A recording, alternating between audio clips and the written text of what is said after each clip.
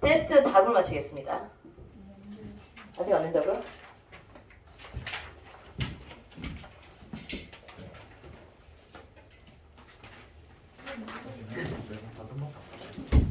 자, 우리 영상으로 듣는 친구들은 일단은 테스트지를 보고 답을 좀 맞추시고, 자 이제 점수 배점부터 얘기해줄게 얘들아. 일단 어휘 문제는 20점으로 만들어주면 되니까 2점씩 계산하면 되고, 자 나머지는 3점씩 계산을 하는데 몇 번만? 9번. 9번에 해당하는 거 우리 문법 기호 쓰는 거 있었지? 그것만 5점이야. 5점. 그것만 5점이고 나머지 다 3점씩. 그 3점씩에서 맞은 개수 곱한 다음에 나중에 2점을 더해주면 됩니다. 아시겠죠? 자 이제 봅니다. 1번 X, 2번 O, 3번 X, 4번에 O, 5번에 O, 6번에 X, 7번에 X, 자 8번에 4. 자 문법 문제는 조금 선생님이 설명을 좀 할게 얘들아. 일단 우리 낱말형속법 같은 경우에는 시험의 출제 빈도가 높은 문제입니다. 자 일단은 산나물, A의 산나물 같은 경우에는 체연의 결합이지 통사적 합성어. 그 다음에 먹고 살다 같은 경우에는 먹다에다가 어간어미가 둘 다 있지. 그래서 얘는 용언의 결합이기 때문에 통사적 합성어. 그 다음에 뾰족구도 같은 경우에는 뾰족이 부사거든? 그 부사에다가 체연이 결합됐기 때문에 얘는 결합의 형태가 우리나라의 문법구조상 조금 어긋남이 있기 때문에 비통사적 합성어. 근데 노프르다 같은 경우에는 얘들아 먹고 살다랑은 조금 차이가 있지. 왜냐면 먹고 살다는 어간어미가 둘 다 있거든. 근데 노프르다는 어간에다 바로 어간이 와서 붙었기 때문에 비통사적 합성어라고 얘기해. 자 그럼 우리 9번에 보기에 나와 있는 거 각각 채워주면 되지. A에 들어가는 건 리을, 불꽃, 체험. B 여기는 기억, 살펴보다가 들어가 있는 거거든요. 그 다음에 C는 디귿, 척척박사. D는 비읍, 뛰놀다. 뛰어놀다가 돼야 되는데 어간과 바로 어간이 붙어있지? 자 요런 거. 자 여기는 5점인데 여기서 하나씩 틀렸다 그러면 1점씩 감점. 자 10번. 자 보기에 제시되고 있는 단어를 윗글에 2에서 G로 분류하라고 얘기했었지? 얘들아 잠깐 스탑. 자 우리 합성이 되는 거는 이제 합성어 중에서 예를 들면 얘는 대등의 합성어는 뭐냐면 자기의 본래 뜻을 유지하고 있는 걸 대등 합성어라고 얘기해. 자 그럼 종속이라는 얘기는 뭐냐면 앞에 있는 수식이 뒤에 있는 피수식어를 꾸며주고 있는 형태로 이루어져 있는 걸 종속적으로 결합되었다라고 보는 거야. 그럼 융합은 뭐지? 의미가 완전히 새롭게 바뀌는 경우를 융합이라고 얘기하거든. 자 일단 근데 10번은 얘들아 며칠째 밤낮이 바뀐 날이 계속되고 있다라고 얘기했단 말이야. 자 이런 경우에 밤낮은 사실은 우리가 밤낮 왜 그 모양 그 꼴이야 이렇게 얘기할 때 있지. 이런 경우에는 의미가 완전히 새롭게 바뀐 매일 매번 이런 의미를 가지고 있는 융합의 관계거든. 근데 여기 A는 어때요? 기억 같은 경우에는 본래의 뜻을 유지하면서 이루어지고 있는 거야. 자 이런 식으로 있지. 합성어가 어떤 경우에는 대등의 의미를 유지할 때도 있고 가끔은 완전히 새로운 의미로 바뀔 때도 있지. 어떻게 구별하면 되지? 문장 안에서 어떤 의미로 쓰였는지를 가지고 구별하시면 됩니다. 자 그래서 이제 여기는 뭐야? 2에 들어가는 건 기억. 그 다음에 F는 뭐야? F는 이제 수식의 관계로 이루어져 있는 걸 물어보는 거지. 가방은 가방인데 책가방 꾸며주고 있죠. 종속. 그 다음에 막내딸, 딸은 딸인데 막내딸이야. 얘도 역시 종속이야. 그래서 여기 가운데 들어오는 이 F는 뭐니? 니은과 리을. 그 다음에 피땀 어린 노력이라고 얘기했었지. 그럼 여기 피땀이라는 건 진짜 피와 땀을 의미하는 게 아니지. 노력을 의미하는 애썼다 이런 의미가 들어가 있는 단어니까 얘는 융합의 관계로 이루어져 있습니다. 자 11번 문제는 무슨 말이냐면 얘들아 어근과 접사로 이루어져 있는 게 이미 파생어지. 근데 파생어에다가 또다시 접사가 붙어있는 형태를 물어보는 거야. 자 그럼 우리 1번 다듬이 같은 경우에 뭐니? 얘는 어근 접사. 들기름 같은 경우에는 접사 어근. 한 번씩밖에 결합이 안 됐지. 그런데 웃음보 헛웃음 같은 경우에는 웃음이라는 단어가 웃다라는 어간에다가 이라는 접사가 붙어가지고 명사가 됐죠. 거기에다가 다시 뭐가 붙어? 보라는 전미사가 붙었어. 자, 그 다음에 헛웃음도 마찬가지지? 접두사가 붙었어. 그래서 여기에 답은 디귿 리을이 돼.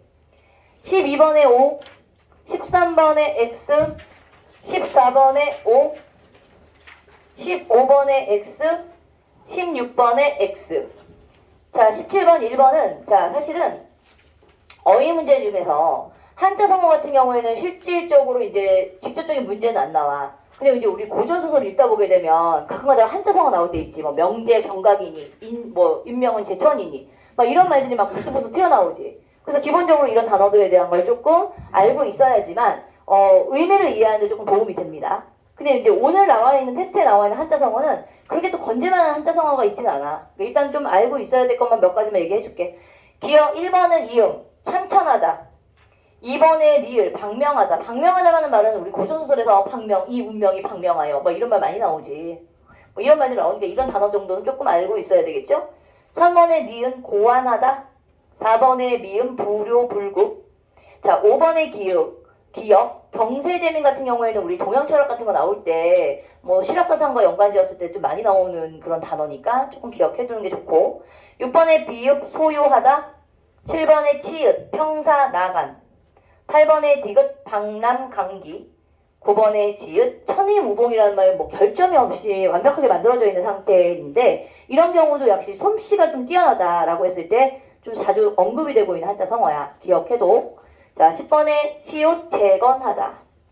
자, 여기까지는 겨울 7번에 해당하고 있는 문제였고, 자, 이제 부교재에 관련된 문제 10개 나오지. 얘도 3점씩입니다.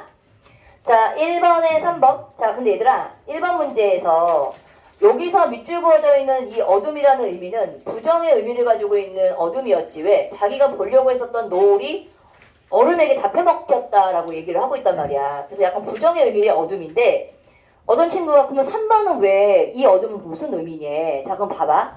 그냥 어둠은 새를 낳고 돌을 낳고 꽃을 낳는다. 이렇게만 봤을 때 무슨 의미인지 모르겠지. 그럼 그 뒤에 있는 의미를 좀 같이 흐름을 보자. 아침이면 온갖 물상을 돌려주지만 한마디로 얘기하면 아침이 됐을 때 자연스럽게 시간이 흘러서 아침이 오지. 그럼 어둠이 모든 걸 다 누구에게 양보하는 거야? 아침에게 양보하는 듯한 느낌이 들지. 그러면 그 뒤에는 뭐라고 얘기하니? 스스로 땅 위에 굴복한다라고 얘기하는 거니까 자기 스스로 사라지고 있는 것처럼 표현을 했단 말이야. 그래서 여기서의 어둠은 부정의 의미라기보다는 아침을 위해서 자기 스스로 양보하고 있는 어떤 희생의 존재로서 여기서 그려지고 있다는 거야. 자, 어때? 똑같은 어둠의 이미지가 시 속에 등장을 했다고 해서 무조건 다 부정적이야? 아니지. 그러니까 의미가 어떤지는 시 속에서의 흐름을 통해서 내용 파악을 하십시오. 됐어요? 딴 생각하지 마시고 잘 들어. 2번. 자, 2번 4번 3번에 1번 4번에 5번. 자, 5번은 사음절로 쓰라고 얘기했지? 세상살이. 6번에 2번 7번에 2번 8번에 역설법. 자, 그럼 여기서의 뜻은 진정한 뜻은 뭐니? 그릇된 소유욕을 버림으로써 더 큰 마음의 평정과 자유를 얻을 수 있다. 맞지? 근데 어떻게 보면 소유욕을 버리면서 진정한 것을 얻을 수 있다는 의미인 거지. 오히려 9번에 5번 10번에 5번. 어? 어떤 거? 8번? 아니, 절대. 여기서 역설법 물어보는 거고, 왜냐면 역설의 의미를 물어본 거야. 문맥 때 의미를 물어봤잖아. 알겠니? 자, 친구들아, 9번에 A 리을, B 기역, C 디귿, D 비읍. 4번에 네? 어떤 4번? 맨 앞에 4번. 5. 5. 3번이요. X. 됐음? 자, 이름 쓰시고 점수 적은 다음에 뒤에서부터 앞으로 좀 보내줄래? 문제를? 왜? 3점씩. 문맥적 의미를 알겠습니다. 안 쓰면 1점 깎아 그냥. 뭐 3점밖에 안 되니까. 2점 깎아버릴까? 안 돼요. 그러겠지 뭐. 징징이. 네. 10번에 어떤 10번? 문법이요. 5점인데 하나 틀릴 때마다 1점 감점. 10번에 3점이 3점이니까 이거 하나씩 감점. 하나씩. 하나 틀렸을 때마다 뭐 2개짜리인데 하나를 안 썼어? 뭐 그렇게 추잡하게 안 쓴 경우도 뭐 1점 깎아 있죠. 무조건. 됐어? 왜? 왜? 어렵다고? 내가 일부러 점수 깎으려고 낸 거야, 문제. 너희가 시험을 너무 잘 봐서. 그거는 니네들의 실력이 아닌 듯하여. 됐어요? 야, 이 간격 2m 넘지? 네. 이게요? 안 돼? 넘는다고 해. 알았어. 유리막 켜져 있다? 유리막 있어요? 없어? 학생들 머리 있어 없어? 이거 보여 안 보여? 아, 나 지금 불안해서 신고 들어올까 봐. 유튜브를 봤는데 저 사람은 계속해서 이걸 안 쓰고 수업을 하면 애들이 없다라고 생각을 해야지. 없습니다. 그냥 녹화 중이에요. 애들은 그냥 내 소리를 그 소리 그 영상 뭐지 이게 뭐야? 됐음? 에헤이 없어졌네. 큰일 났네. 오마이갓.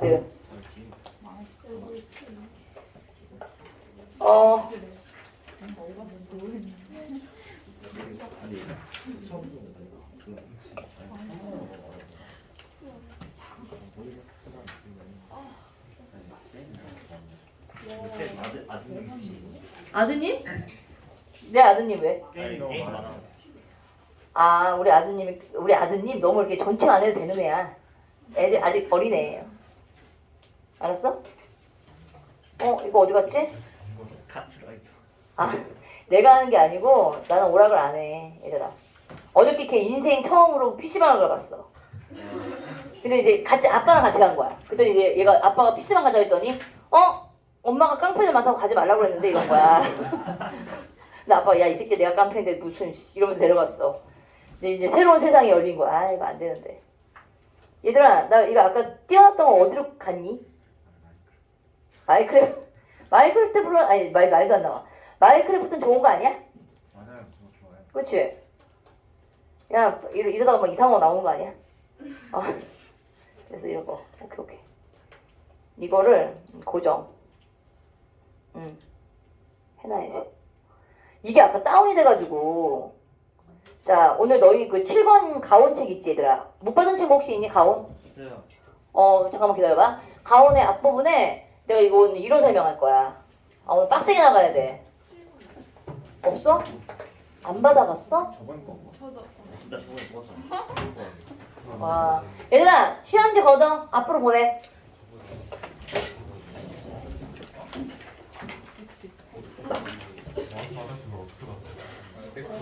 많이 맞았어. 응. 나이스. 오늘 부교재예요? 어. 부교재 없어요. 아까 봐봤어? 네? 부교재 없으면 내가 이제 빌릴 테니까. 자, 없는 사람. 저 7번을 어. 안 가져왔어. 집 가서 바로 숙제 보낼게요. 진짜지. 자, 없어? 완전 불성실한 새끼도 있어.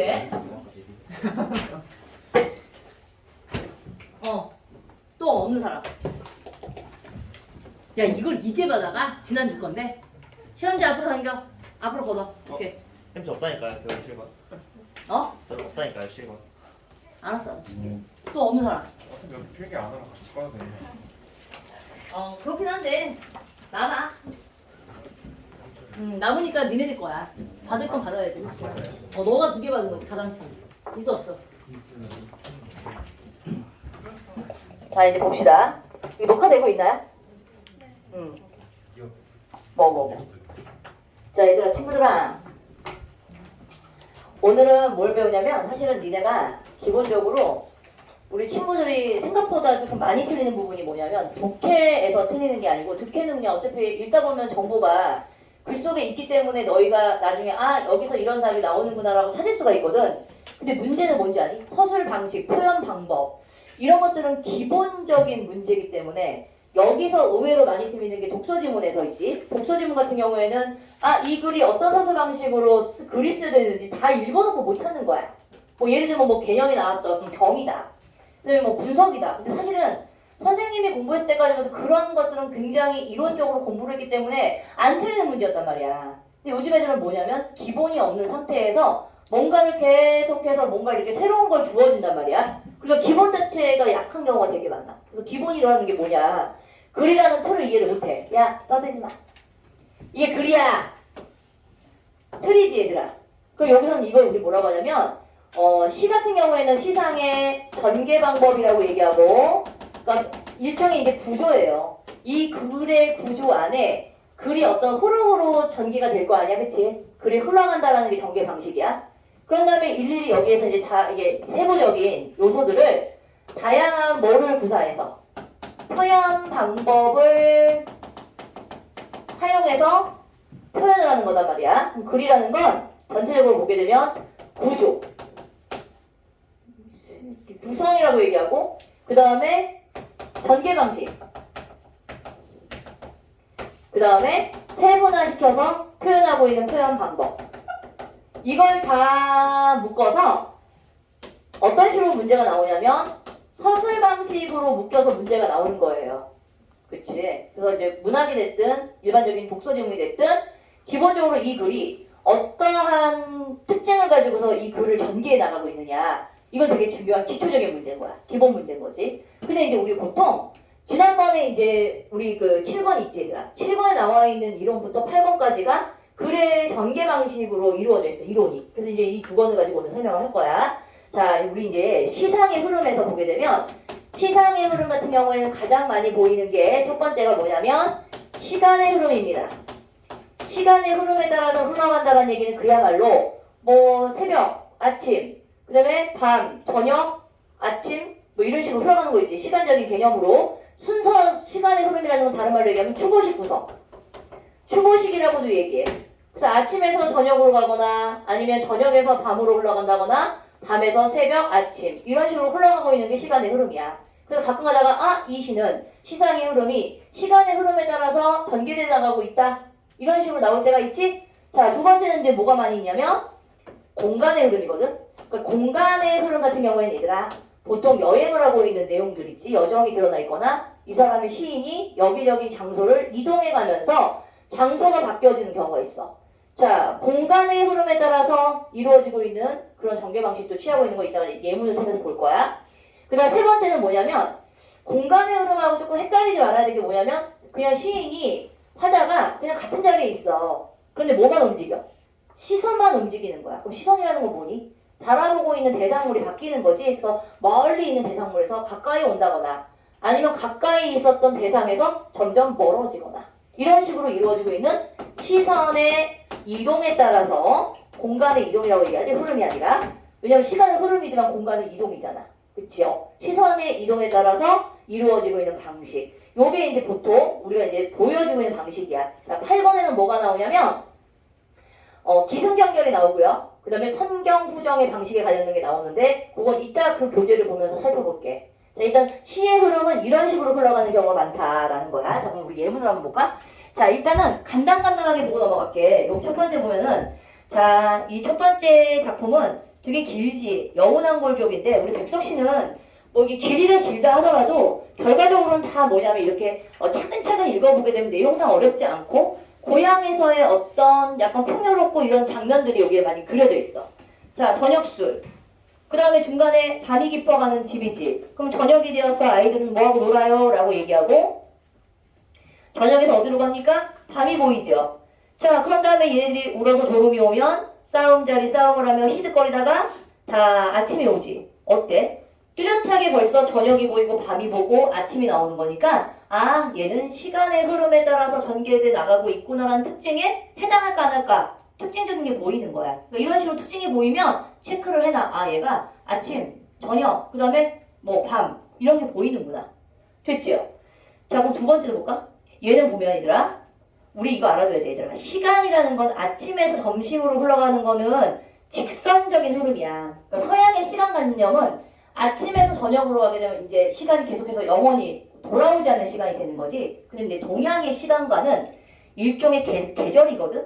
순환입니다. 순환이기 때문에 봄, 여름, 가을, 겨울은 지나가고 있는 시간 안에 계속해서 다시 돌아와. 그리고 보통 뭔가 순환과 연관이 있는 그런 내용들 있죠. 어차피 봄은 가고 겨울이 오고 다시 봄이 와. 또 어떻게 보면 순환은 조금 희망을 노래할 때 주로 계절의 변화를 가지고서 나타내고 있는 경우가 많아. 아니면 그냥 1년이 다 갔어 라는 의미를 나타낼 때 계절의 순환을 주로 쓸 때도 많다. 자, 얘 같은 경우는 어떻지? 봄 나왔죠. 봄에는 어떻대? 여름에는 어떻대? 그 다음에 가을은 어떻대? 겨울에는 어떻대? 이런 거 나오지. 그 다음에 너희가 이제 봄, 여름, 가을, 겨울에 의해서 이루어지고 있는 노래, 고전시가 같은 경우에도 있죠. 고전시가 같은 경우에는 뭐가 있니? 대표적인 게. 3위인곡.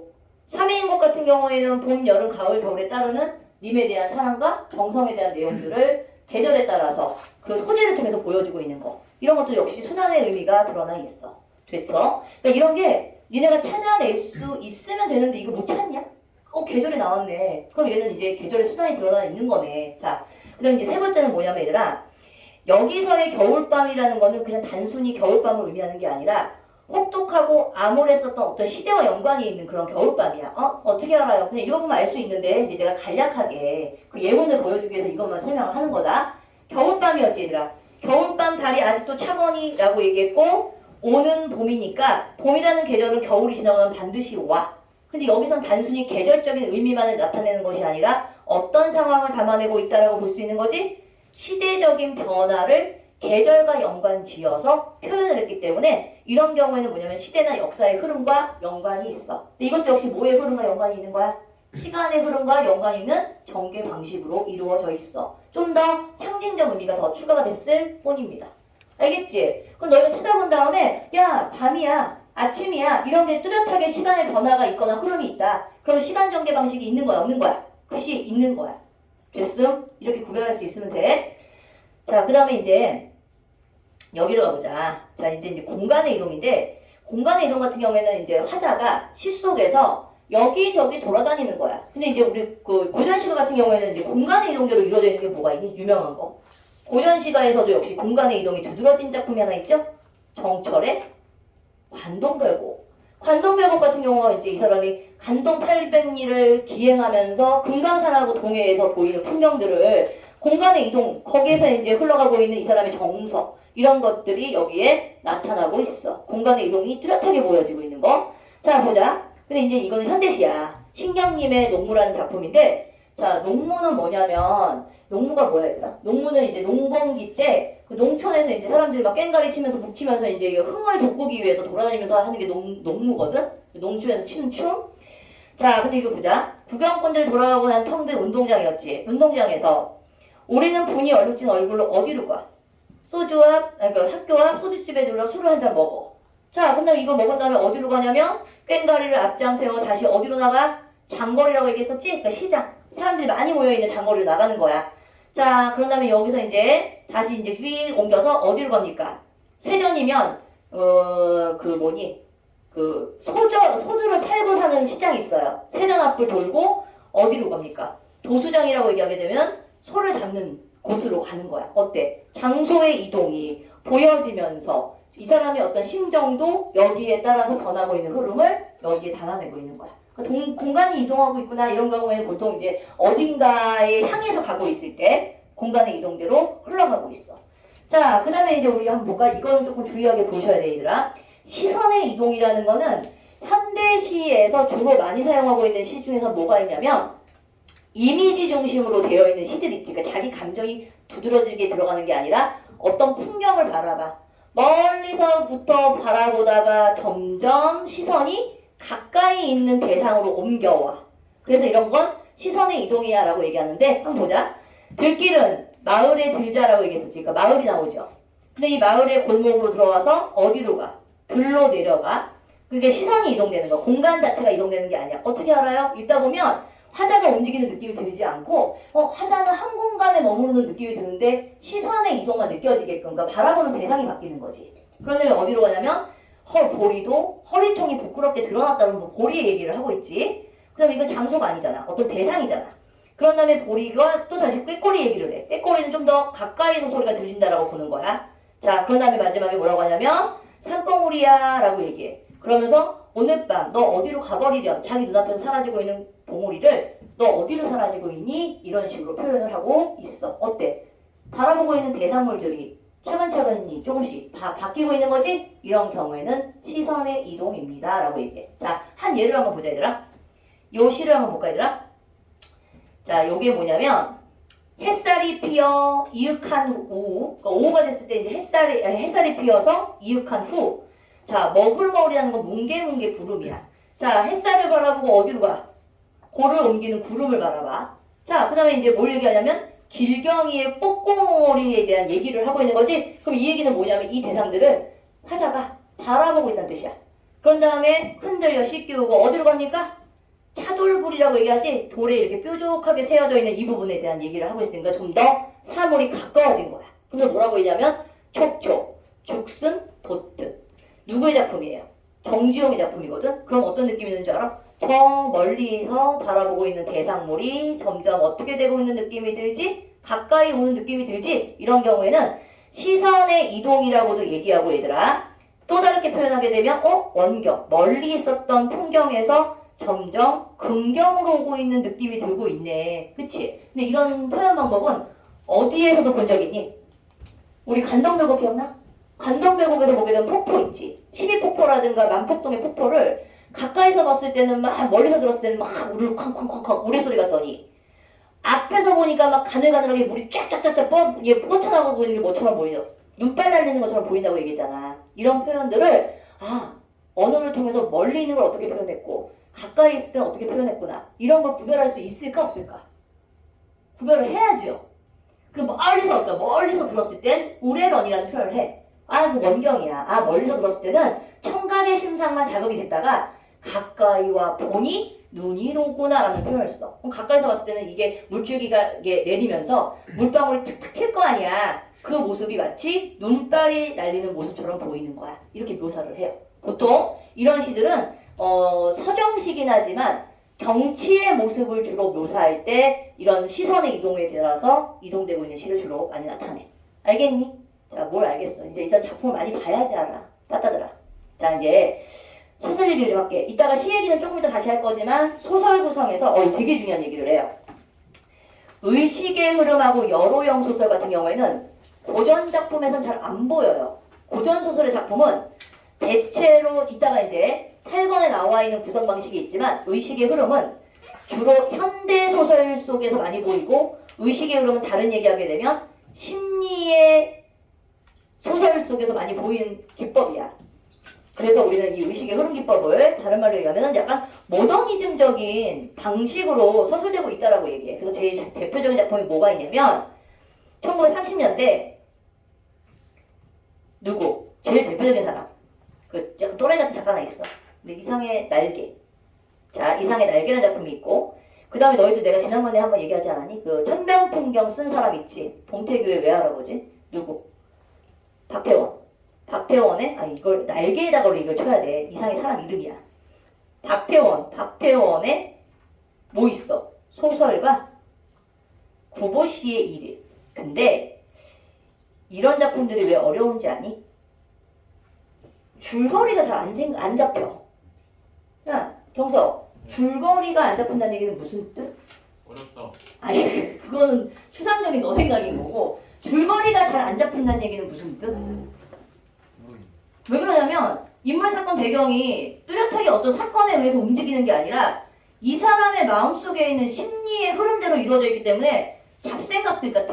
관념적 세계들을 흘러내고 있단 말이야. 그래서 인간관계가 성립이 잘 안 돼요. 이런 일 때문에 이런 사건이 일어났고 이런 관계가 보이지 않는 거야. 왜?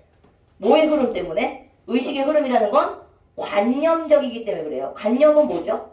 머릿속에 있는 추상적인 생각들로 이루어져 있는 심리소설이야. 그래서 일반적으로 글을 많이 안 읽었던 친구들은 이 사람이 무슨 소리를 하고 있는지를 모를 수가 있게 돼. 자, 이제 보자. 그 다음에 되게 좀 너희들이 어려운 작품이 이 사람의 오상원이라는 사람의 유해란 작품인데 이게 50년대 작품이야. 근데 이거는 이제 총살을 당하기 직전에 주인공이 그 직전까지 느끼고 있는 어떤 심리적인 불안감. 그 다음에 이제 총살을 당하기 전까지의 어떤 이 사람의 어떤 심리의 흐름. 그렇기 때문에 약간 첨예하게 이 사람의 마음 상태를 짚어볼 수 있게 돼. 그래서 이런 경우에는 대부분이 1인칭 주인공 시점에 그 1인칭의 심리를 밀착돼서 보여지는 느낌이 드는 거죠. 그래서 심리 상태를 파악하는 게 되게 중요해요. 한번 볼까요? 그 후 몇 번이고 신문이 지나갔다. 그러니까 신문이라는 건 얘를 갖다가 계속 이제 고문하듯이 묶고 지나간 거야. 모든 것은 결정되었다. 자, 결정되었다 얘들아. 이제 모든 것은 끝나는 것이다. 그러니까 신문을 통해서 결정이 됐고 이제 끝나. 자, 얼음장처럼 밑이 차다. 아무 생각도 없다. 왜? 이제 결정된 거야. 이게 무슨 상황인지 알아야 돼. 자, 전신의 근육이 감각을 잃은 채 이따금 경련을 일으킨다. 그러니까 뭔지 알아? 사람이 죽기 직전까지 이 정신은 살아있는 거거든. 이 사람이 지금 죽기 직전에 어떤 심리의 변화 같은 것들을 아주 세세하게 그려내고 있는 거거든. 발작 소리가 난다. 뭔지 알죠? 소리는 들릴 거 아니야. 아직 죽음에 이르진 않았으니까. 자, 시간이 되었나 보다. 왜? 이 사람 이제 끌려가가지고 이제 총살 직전이야. 얼마나 긴장감이 느껴져. 내가 좀 있으면 죽는데. 문이 삐드덕거리며 열리고. 그러니까 이런 것들의 상황을 이해하는 거지. 심리소설은 이런 게 재밌는 거야. 어떤 이제 이 사람에게 닥쳐오는 위기를 이러한 이 사람의 마음속에서 느끼고 들리는 이런 것들을 통해서 묘사를 통해서 심리적인 묘사를 통해서 드러내고 있기 때문에 그 대신 인물과의 관계라든가 갈등의 구조라든가 사건이 잘 보일까 안 보일까? 안 보여. 그래서 어려운 거야. 야, 내가 하나 질문. 알베르 까미에 좀 자랑수 좀 하자. 알베르 까미의 이방인 읽어본 친구. 읽어는 봤을 수도 있어. 니네들이 뭐 어렸을 때 뭐 이방인 알지? 이거 햇살 때문에 이렇게 하다 사람을 쏴 죽여. 그래서 나중에 이 사람이 사형을 당해. 그러니까 내용의 줄거리는 그렇거든. 근데 그 작품은 그렇게 줄거리만 이해하게 되면 내용이 되게 별거 없어. 근데 니네들이 읽었을 니네 나이 또래 이방인을 읽었을 때는 사실 그 내용이 뭔 내용인지 모르겠어요 라고 읽다가 한 20년 지난 다음에 다시 읽어봐. 야, 이 책이 이런 내용이었어? 라는 기가 막힌 걸 발견하게 돼. 내가 얼마 전에 다시 읽었거든. 근데 이 책이 한 권짜리인데 그 나머지는 비평이고 요 정도 한 중편 정도 돼. 그러니까 이 사람의 아주 심리적인 거 있지. 이 사람 내면 안에 이렇게 생각했었던 흐름들이 아주 세밀하게 묘사가 돼 있다? 되게 멋있으니까 그 글을 되게 잘 썼다는 생각이 드는 거야. 그러니까 어릴 때는 잘 캐치하지 못했던 내용들. 그러니까 수준이 높아진 거지. 나이를 먹고서 이 사람의 마음을 조금 더 헤아리게 돼. 그래서 사실 글을 읽는 게 쉬운 건 아니야. 그래서 너희가 어렸을 때는 뭐부터 읽어 얘들아? 전래동화. 착한 사람, 나쁜 사람 뚜렷한 거 있지요. 그래서 이따가 고전소설 하나 읽을 거거든? 근데 고전은 어떠냐면 되게 명확해. 인물 간의 관계, 사건이 뚜렷해. 근데 그것도 못 읽는 건 균떡인 거야. 뭔 말인지 알지? 왜냐면 얘는 오히려 이런 문제는 어려워요. 심리적인 거고 관념적인 거기 때문에. 가볼게 얘들아. 자, 급기야 어둠을 헤치고 흘러 들어오는 광선을 타고 사닥다리가 내려올 것이다. 이거는 뭐냐면 이제 추측인 거지. 자기를 데리러 올 거라는 거야. 그러니까 심리적인 어떤 압박감이 느껴지는 거지. 어떤 상상을 통해서. 숨죽인 채 기다린다. 일순간이 지나갔다.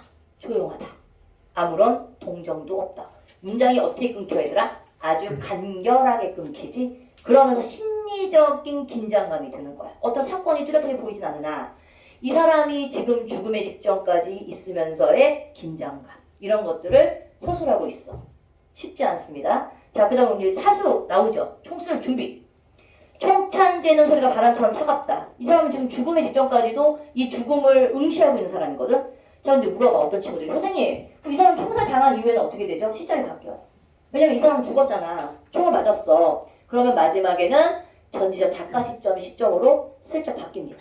그래서 이 오상원의 유해가요. 수험생들이 출제가 됐을 때 제일 어렵게 느껴지는 소설 중에 하나야. 이해가심? 자, 소리가 바람처럼 차갑다. 눈앞에 흰 눈뿐 아무것도 없다. 이제 모든 것이 끝난다. 끝나는 그 순간까지 정확히 끝을 맺어야 한다. 끝나는 1초. 일각까지 자기를 잊어서는 안 된다. 뭔지 알겠지? 내가 죽기 직전까지 나를 잃으면 안 돼. 정신 차려야 돼. 이런 이 사람의 심리적인 이런 얘기들을 서술하고 있어. 자, 이게 어려운 이유는 뭐라? 나의 머릿속에 떠오르는 생각과 감정의 인과관계가 있다 없다? 인과관계가 없기 때문에 이런 작품들은 심리적인 그 다음에 관념적인 그런 소설입니다 라고 얘기하는 거예요. 알겠죠? 자, 이제 이상의 날개라는 작품은 너희들이 아마 들어보긴 많이 들어봤을 거야. 자, 이제 이거는 안 읽을게. 이게 이제 가장 유명한 의식의 흐름기법으로 쓰여졌던 작품이고 이상의 날개가 30년대 발표가 되면서 많은 소설가들이 굉장히 충격을 먹었어. 지금까지의 소설은 항상 줄거리가 있었거든? 뭔지 알죠? 줄거리라는 게 뭐지? 인물이 있고 인물과 인물 간의 갈등이 있고 그 갈등 안에서 어떤 갈등을 해소하고 있는 이야기 구조로 되어 있는데 이런 글들은 이야기 구조로 형성이 안 돼 있기 때문에 줄거리가 잡힐까 안 잡힐까? 줄거리가 잡히지 않아요. 왜? 인물, 사건, 배경이 뚜렷한 관계를 맺고 드러나지 않기 때문에. 뭐기 때문에? 이 사람의 심리적인 상태이기 때문에. 똥이야 똥. 머릿속에 있는 이 사람의 이 잡생각들을 우리는 읽고 있는 거야. 이해가시? 자, 그래서 어려운 거예요. 자, 우리 되게 중요한 거. 여러 구성이라는 건 선생님이 지난번에 아마 설명을 했었어. 여러 구성이 뭐지? 여러가 뭐예요? 여행. 그러니까 한마디로 여정이 드러나고 있는 형태의 이런 작품들을 여러 구성이라고 얘기하는데, 여러 구성은 두 가지 형태가 있다. 어떤 형태가 있지? 여러형 소설 같은 경우에 지난번에 아마 얘기했을 거야. 기억나? 대민 기억나? 지난번 안 왔는데. 안 왔어도 좀 기본적으로 알지 않을까? 잠깐만. 우리 들은 친구 없어 얘들아? 여러형 소설. 우리 산평하는 거 배웠잖아. 산평하는 걸 부교재에서 배웠었으니까 지난주에 안 왔어도 지지지단번인가 한번 배웠었어. 여러가 뭐예요? 여정. 한마디로 그러면 여행. 여행의 흐름에 따라서 이루어지고 있는 그런 작품이 여러형이거든. 근데 작가들이 여러형 소설도 되게 선호해. 왜 선호하는 줄 알아? 자, 어떤 사람이 이쪽으로 가고 있어. A라는 사람이 이쪽으로 가고 있어. B라는 사람은 이쪽을 향해 가고 있어. 어때요? 목적지가 같아요, 달라요? 향하고 있는 지점이 다르지. 근데 이 각각 다른 인생을 살았던 사람이 어떤 한 지점에서 만나게 돼. 그치? 이 여행이라는 게 바로 그런 거거든. 각각 다르게 살았던 사람들이 어떤 한 지점에서 만나게 되면서 이들이 이 안에서 공감을 하게 되고 공통점을 찾아. 아, 우리 마음에 드네. 그럼 같이 살아요? 절대 그렇지 않지. 이 사람들은 각각 여기서 한번 자기네들의 어떤 인생에 대한 얘기를 한 번씩 깨닫고 각자의 갈 길로 가게 됩니다. 그래서 우리 이런 작품들을 귀로형 소설이라고 얘기해. 귀로형 소설이라고 얘기하는데 이렇게 사용하는 이유가 있어. 작가들은 얘들아 절대로 글을 대책 없이 쓰지 않아. 내가 내 주제의식을 잘 표현할 수 있는 방법 이런 것들을 주로 선택을 하거든. 근데 여행 같은 경우는 선택하는 이유가 있어. 우리가 보통 여행이라는 건 어떤 사람은 이런 사람도 있긴 해. 여행을 갔다가 너무 좋아서 여행지에서 사는 경우도 있거든. 근데 우리가 대부분의 여행이라는 거는 내가 여행지가 내 목적지니? 최종적인 목적지가 아니라 내가 살고 있는 현실을 조금 더 도피하기 위한 공간으로서 사용하는 게 여행이야. 그래서 여행에 중점적으로 이루어지고 있는 소설들은 결국은 자기의 자리로 돌아갑니다. 아니면 자기가 향하던 길로 가게 되어 있어요. 그래서 이게 굉장히 매력적인 거지. 어떤 한 지점에서 각각의 다뤘던 사람들이 만났다가 그들과 한번 막 그 공유, 공감 이런 걸 막 짜릿하게 느끼고 각자의 길로 가는 그런 로드무비형의 영화들도 되게 많아. 그래서 우리 20대 청춘들은 좀 오래된 영화긴 한데 그런 영화 좀 많이 봐봐. 비퍼 선라이즈라는 거 되게 옛날 영화, 캐캐묵은 영화긴 한데 이게 굉장히 되게 훌륭한 멋진 영화야. 그래서 이 젊은 청춘 여자 남자가 각각 다른 지역에 살고 있었던 애들이 프랑스인가 이게 유럽인가 어딘가를 여행을 하면서 이 남자 여자 주인공이 만나게 돼. 그래서 얘네들이 여행을 하면서 너무나 많은 얘기들을 해가면서 이 영화가 처음부터 끝까지 대화야. 대화로만 되어 있어. 그럼 생각을 해봐, 대민아. 네가 미국에 왔는데 생판 너랑 만날 수 있던 사람이 아닌 사람 만난 거지. 거기서 너무 많은 것들을 공감하고 너랑 같은 그런 지점을 만나게 되고 얘기를 나누게 되고 헤어지기 싫지만 결국은 각자의 길로 가. 그래서 우리 약속을 해. 야, 우리 10년 뒤에 여기서 다시 한번 만나자. 근데 이제 그게 두 번째 나온 게 10년 만에 나온 영화가 비퍼 선셋이라는 영화가 있어. 근데 얘 다 늙은 날에 만나요. 거의. 그래서 한 30대 10년이 넘었으니까 나이가 먹었어. 그리고 영화 배우들도 그 늙었던 그 남자 여자 주인공이 다시 만나. 그래서 그 영화가 2부가 탄생을 하게 돼. 비퍼 선셋까지는 영화가 되게 괜찮거든. 그 다음에 마지막에 거의 중년. 그러니까 선생님 나이 또래가 되니까 내가 거의 10대 20대 때 나온 영화니까 내 나이쯤 됐을 때 이 중년이 된 이들의 남자 여자가 결국은 다른 사람하고 각각 결혼하다가 헤어지고 다시 결혼해서 다시 만나게 돼. 그러니까 약간 목적지가 가는 거지. 그러니까 이런 식으로 이루어져 있는 영화도 있어. 뭔지 알겠지? 그래서 굉장히 여행을 소재로 하고 있는 것들은 작가들의 굉장히 매력적인 구성 방식 중에 하나다. 근데 얘 봐봐. 얘네들은 결국 헤어지지 얘들아. 우리 산포가는 길 같은 경우가 바로 이런 거였거든. 근데 이런 형태 말고 원점, 회기형 소설도 있다. 그러니까 귀로라는 거는 어떻게 보면 어디론가 가고 있는 종착지가 있는 목적지가 있는 귀로라면 원점 핵이라는 건 말 그대로 뭐지? 원래 있던 자리로 돌아가는 거야. 자, 이것도 좀 매력적인 이유가 있어. 자, 어떤 작품이냐면요, 얘들아. 1920년대 작품. 명상섭에 되게 유명해. 이 작품 너희가 한번 좀 만나게 돼. 만세전이라는 제목이 있는 소설인데 만세전은 그냥 만세운동 알지 얘들아? 3.1운동. 3.1운동이 일어나기 전 그런 이야기를 담고 있어. 이 주인공이 동경에서 유학을 하고 있는 주인공이야. 그럼 얘들아 생각해봐. 일제강점기에 동경에서 유학을 해. 그럼 이 사람은 핍박받는 삶에 대해서 그렇게 크게 느낀 사람일까 안 느끼는 사람일까? 안 느끼는 사람일 수도 있어. 부유하고 동경이라는 곳에서 있었기 때문에 조선의 현실을 사실 정확하게 몰랐다. 근데 이 사람이 어디로 오면서 이제 이 사람이 그냥 오지 않지. 개연성이 분명히 있어야지. 조선에 살고 있는 아내가 아프다는 정보를 받고 조선으로 건너오게 되는데 이 조선을 건너오는 과정, 이 과정 안에서 이 사람이 뭐를 보게 되냐면 조선인들이 일본 사람들한테 그렇게 개모시를 살고 있는 모습을 목격하게 돼. 그러면서 이제 야, 이 지경까지 조선인들이 이렇게 핍박을 받고 살아? 처음 본 거야. 우리 이런 거 뭐라고 얘기하지? 이 사람이 바라보고 있는 현실의 인식을 하게 되는 거지. 아, 현실이 이렇게 비극적이구나. 나는 그동안 동경에 있었기 때문에 몰랐구나. 조선인으로서 굉장히 수치가 분노, 이런 약간 애국심 아닌 애국심 같은 게 막 생겨나. 자, 그럼 어떻게 해야 되는 게 우리가 이제 궁극적으로 가야 될 길일까? 지식인이지. 그리고 조선에 대한 현실을 인식했지. 그럼 이제 우리가 이상적으로 생각한다면 이 사람은 자, 조선에 남아서 무언가를 해야 되겠다. 이렇게 돼야 되는 게 사실은 우리가 생각하고 있는 지식인들의 모습이지만 어때? 진짜 비극의 소설을 현실을 인식했지만 이 사람은 조선 헬 조선 하면서 어디로 다시 돌아가? 동경으로 다시 돌아가요. 자기가 있는 곳으로 돌아간다는 얘기는 뭐냐면 현실을 인식했으나 현실을 바꿀 수 있는 의지가 있어 없어? 의지가 없는 거야. 자, 그럼 봐봐. 이건 리얼리즘이야 얘들아. 작가가 만약에 조금 더 계몽적인 작품을 썼다. 그러면 이 작가가 주인공을 어떻게 만들었을까? 조선에 남아서 이 무지한 목매한 자들을 내가 일깨워서 조선을 살리리라. 그럼 소설이 매력이 있겠니 없겠니?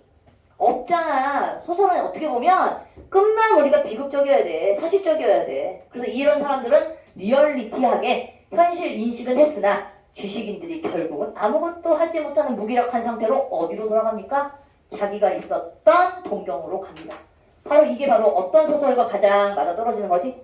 작가가 의도한 그런 바가 이 구성하고 굉장히 아주 잘 어울리는 거야. 여행이 아니면 이렇게 쓸 수가 없잖아. 뜬금없이 이 사람의 의식이 바뀌겠니? 맞아 안 맞아? 혜인아. 그쵸? 이 사람이 어떤 여행지나 장소가 바뀌지 않으면 이 썩어있는 정신이 이렇게 깨질 리가 없다고. 그러니까 이런 식의 방법들을 작가가 추구하는 거야. 알겠냐? 아, 나 이게 열받아서 다음 타임 또 해야 돼. 지겹네. 다음 타임 다른 수업을 해야 되겠어. 알겠? 졸립지 이 새끼들아. 내가 말이 많아지면 니는 졸려요. 맞죠? 자, 이제 가보세요. 뭐 이것도 영어력이라는 게 대단한 게 아니에요. 어디론가 가고 있어. 어디론가 향해 가고 있으면 다 영어형이라고 얘기할 수 있는 거야. 자, 그럼 이 사람 봐봐. 그는 지금 어머니와 어디를 가고 있어요? 꼬드메를 찾아서 가고 있대요. 꼬드메가 도대체 뭘까요? 자, 허황하기조차 한 그녀의 넋두리를 쫓아 이렇듯 추운 한겨울밤. 자, 완행열차라는 게 바로 이 사람이 꼬드메를 찾아가고 있는 일종의 여로형에 들어가고 있는 거. 항상 교통수단 같은 거 나오지. 완행열차는 건 되게 느리게 가고 있는 열차야. 완행열차 열차고, 자, 13년이 넘은 고향을 향해서 대리라고는 바로 몇 시간 전까지만 해도 그는 미처 상상조차 못했던 것이다. 자, 느닷없이 어디로 가고 있는 거지? 귀향, 고향으로 다시 돌아가고 있는 거야. 어찌 보면 어처구니 없으면 충동적으로 결행한 셈이다 라고 얘기했지? 그럼 이것도 역시 고향으로 가고 있는 귀로형, 여로의 형태가 나와. 꼬드메를 향해서 가고 있어. 근데 보자 얘들아. 꼬드메라고요? 모르죠. 대부분이 우리 이런 소설들의 특징이 뭐지? 고향을 향해서 가. 고향이 있어 없어? 갔더니 없는 경우가 많잖아. 내가 찾던 고향이 없어지는 경우가 많지? 그러면서 소설은 어떻게 끝나지? 상실감을 느끼면서 끝나는 거야. 이해가지? 그러니까 이런 어떤 작가가 의도하는 바를 어디에서 보여주는 거야? 이런 구성을 통해서 보여주는 거야. 알겠어? 그래서 너희가 알아둬야 돼. 막 되게 유명한 작가가 유명한 배우들을 막 섭외해가지고 멋있는 막 그냥 거국적인 막 그냥 막 멋있는 드라마, 영화, 로케이션 막 제작을 해. 근데 망하는 경우 있잖아. 그런 경우는 망하는 이유가 사실은 뭐 때문이냐면 배우 때문이 아니고 작품의 구성 때문에 망하는 경우가 되게 많아. 이 사람이 그동안은 되게 막 짜임새 있고 되게 잘 썼고 글을 너무 재밌게 썼는데 어느 날부터인가 이게 펑 망해버리는 경우 있지. 그런 드라마 내가 여기서 거론하면 안 되겠죠? 신고 들어올 수도 있으니까. 지땡 무슨 산이라는 게 있어. 드라마 몇 달 전에 했었던 거. 그게 진짜 생각보다 별로였었거든. 기존에 있었던 그런 어떤 스토리가 뭔가 모르게 되게 재미없게 끝나는 버리. 마치 그래서 우리는 무슨 등산을 주제로 한 캠페인을 본 느낌? 뭐 이런 느낌이 드는 거야. 이 드라마를 보고 나는 게 드라마틱하지 않았던 거지. 흥미가 없고 재미가 없고 서스펜스가 없었어. 어쨌든 뭐 이거 넘어가시고 이런 게 여러형이야. 알겠어? 자 그럼 8번 꺼내봐. 안 줬어? 8번 안 줬어요? 줄게요. 아 개새들. 아이고 욕하면 안 되는데. 갑자기? 재밌는 소설 읽어야 돼. 야 이거 고전 나오는데 되게 재밌어. 여기 이따 시는 빨리빨리 할게.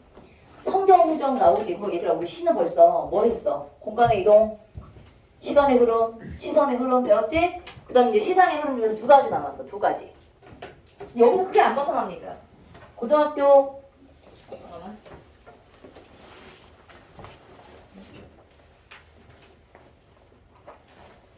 어떤 친구가 어떤 장면을 묘사했어. 묘사 같은 경우에는 주로 공간과 연관이 있는 방식이라고 보면 돼.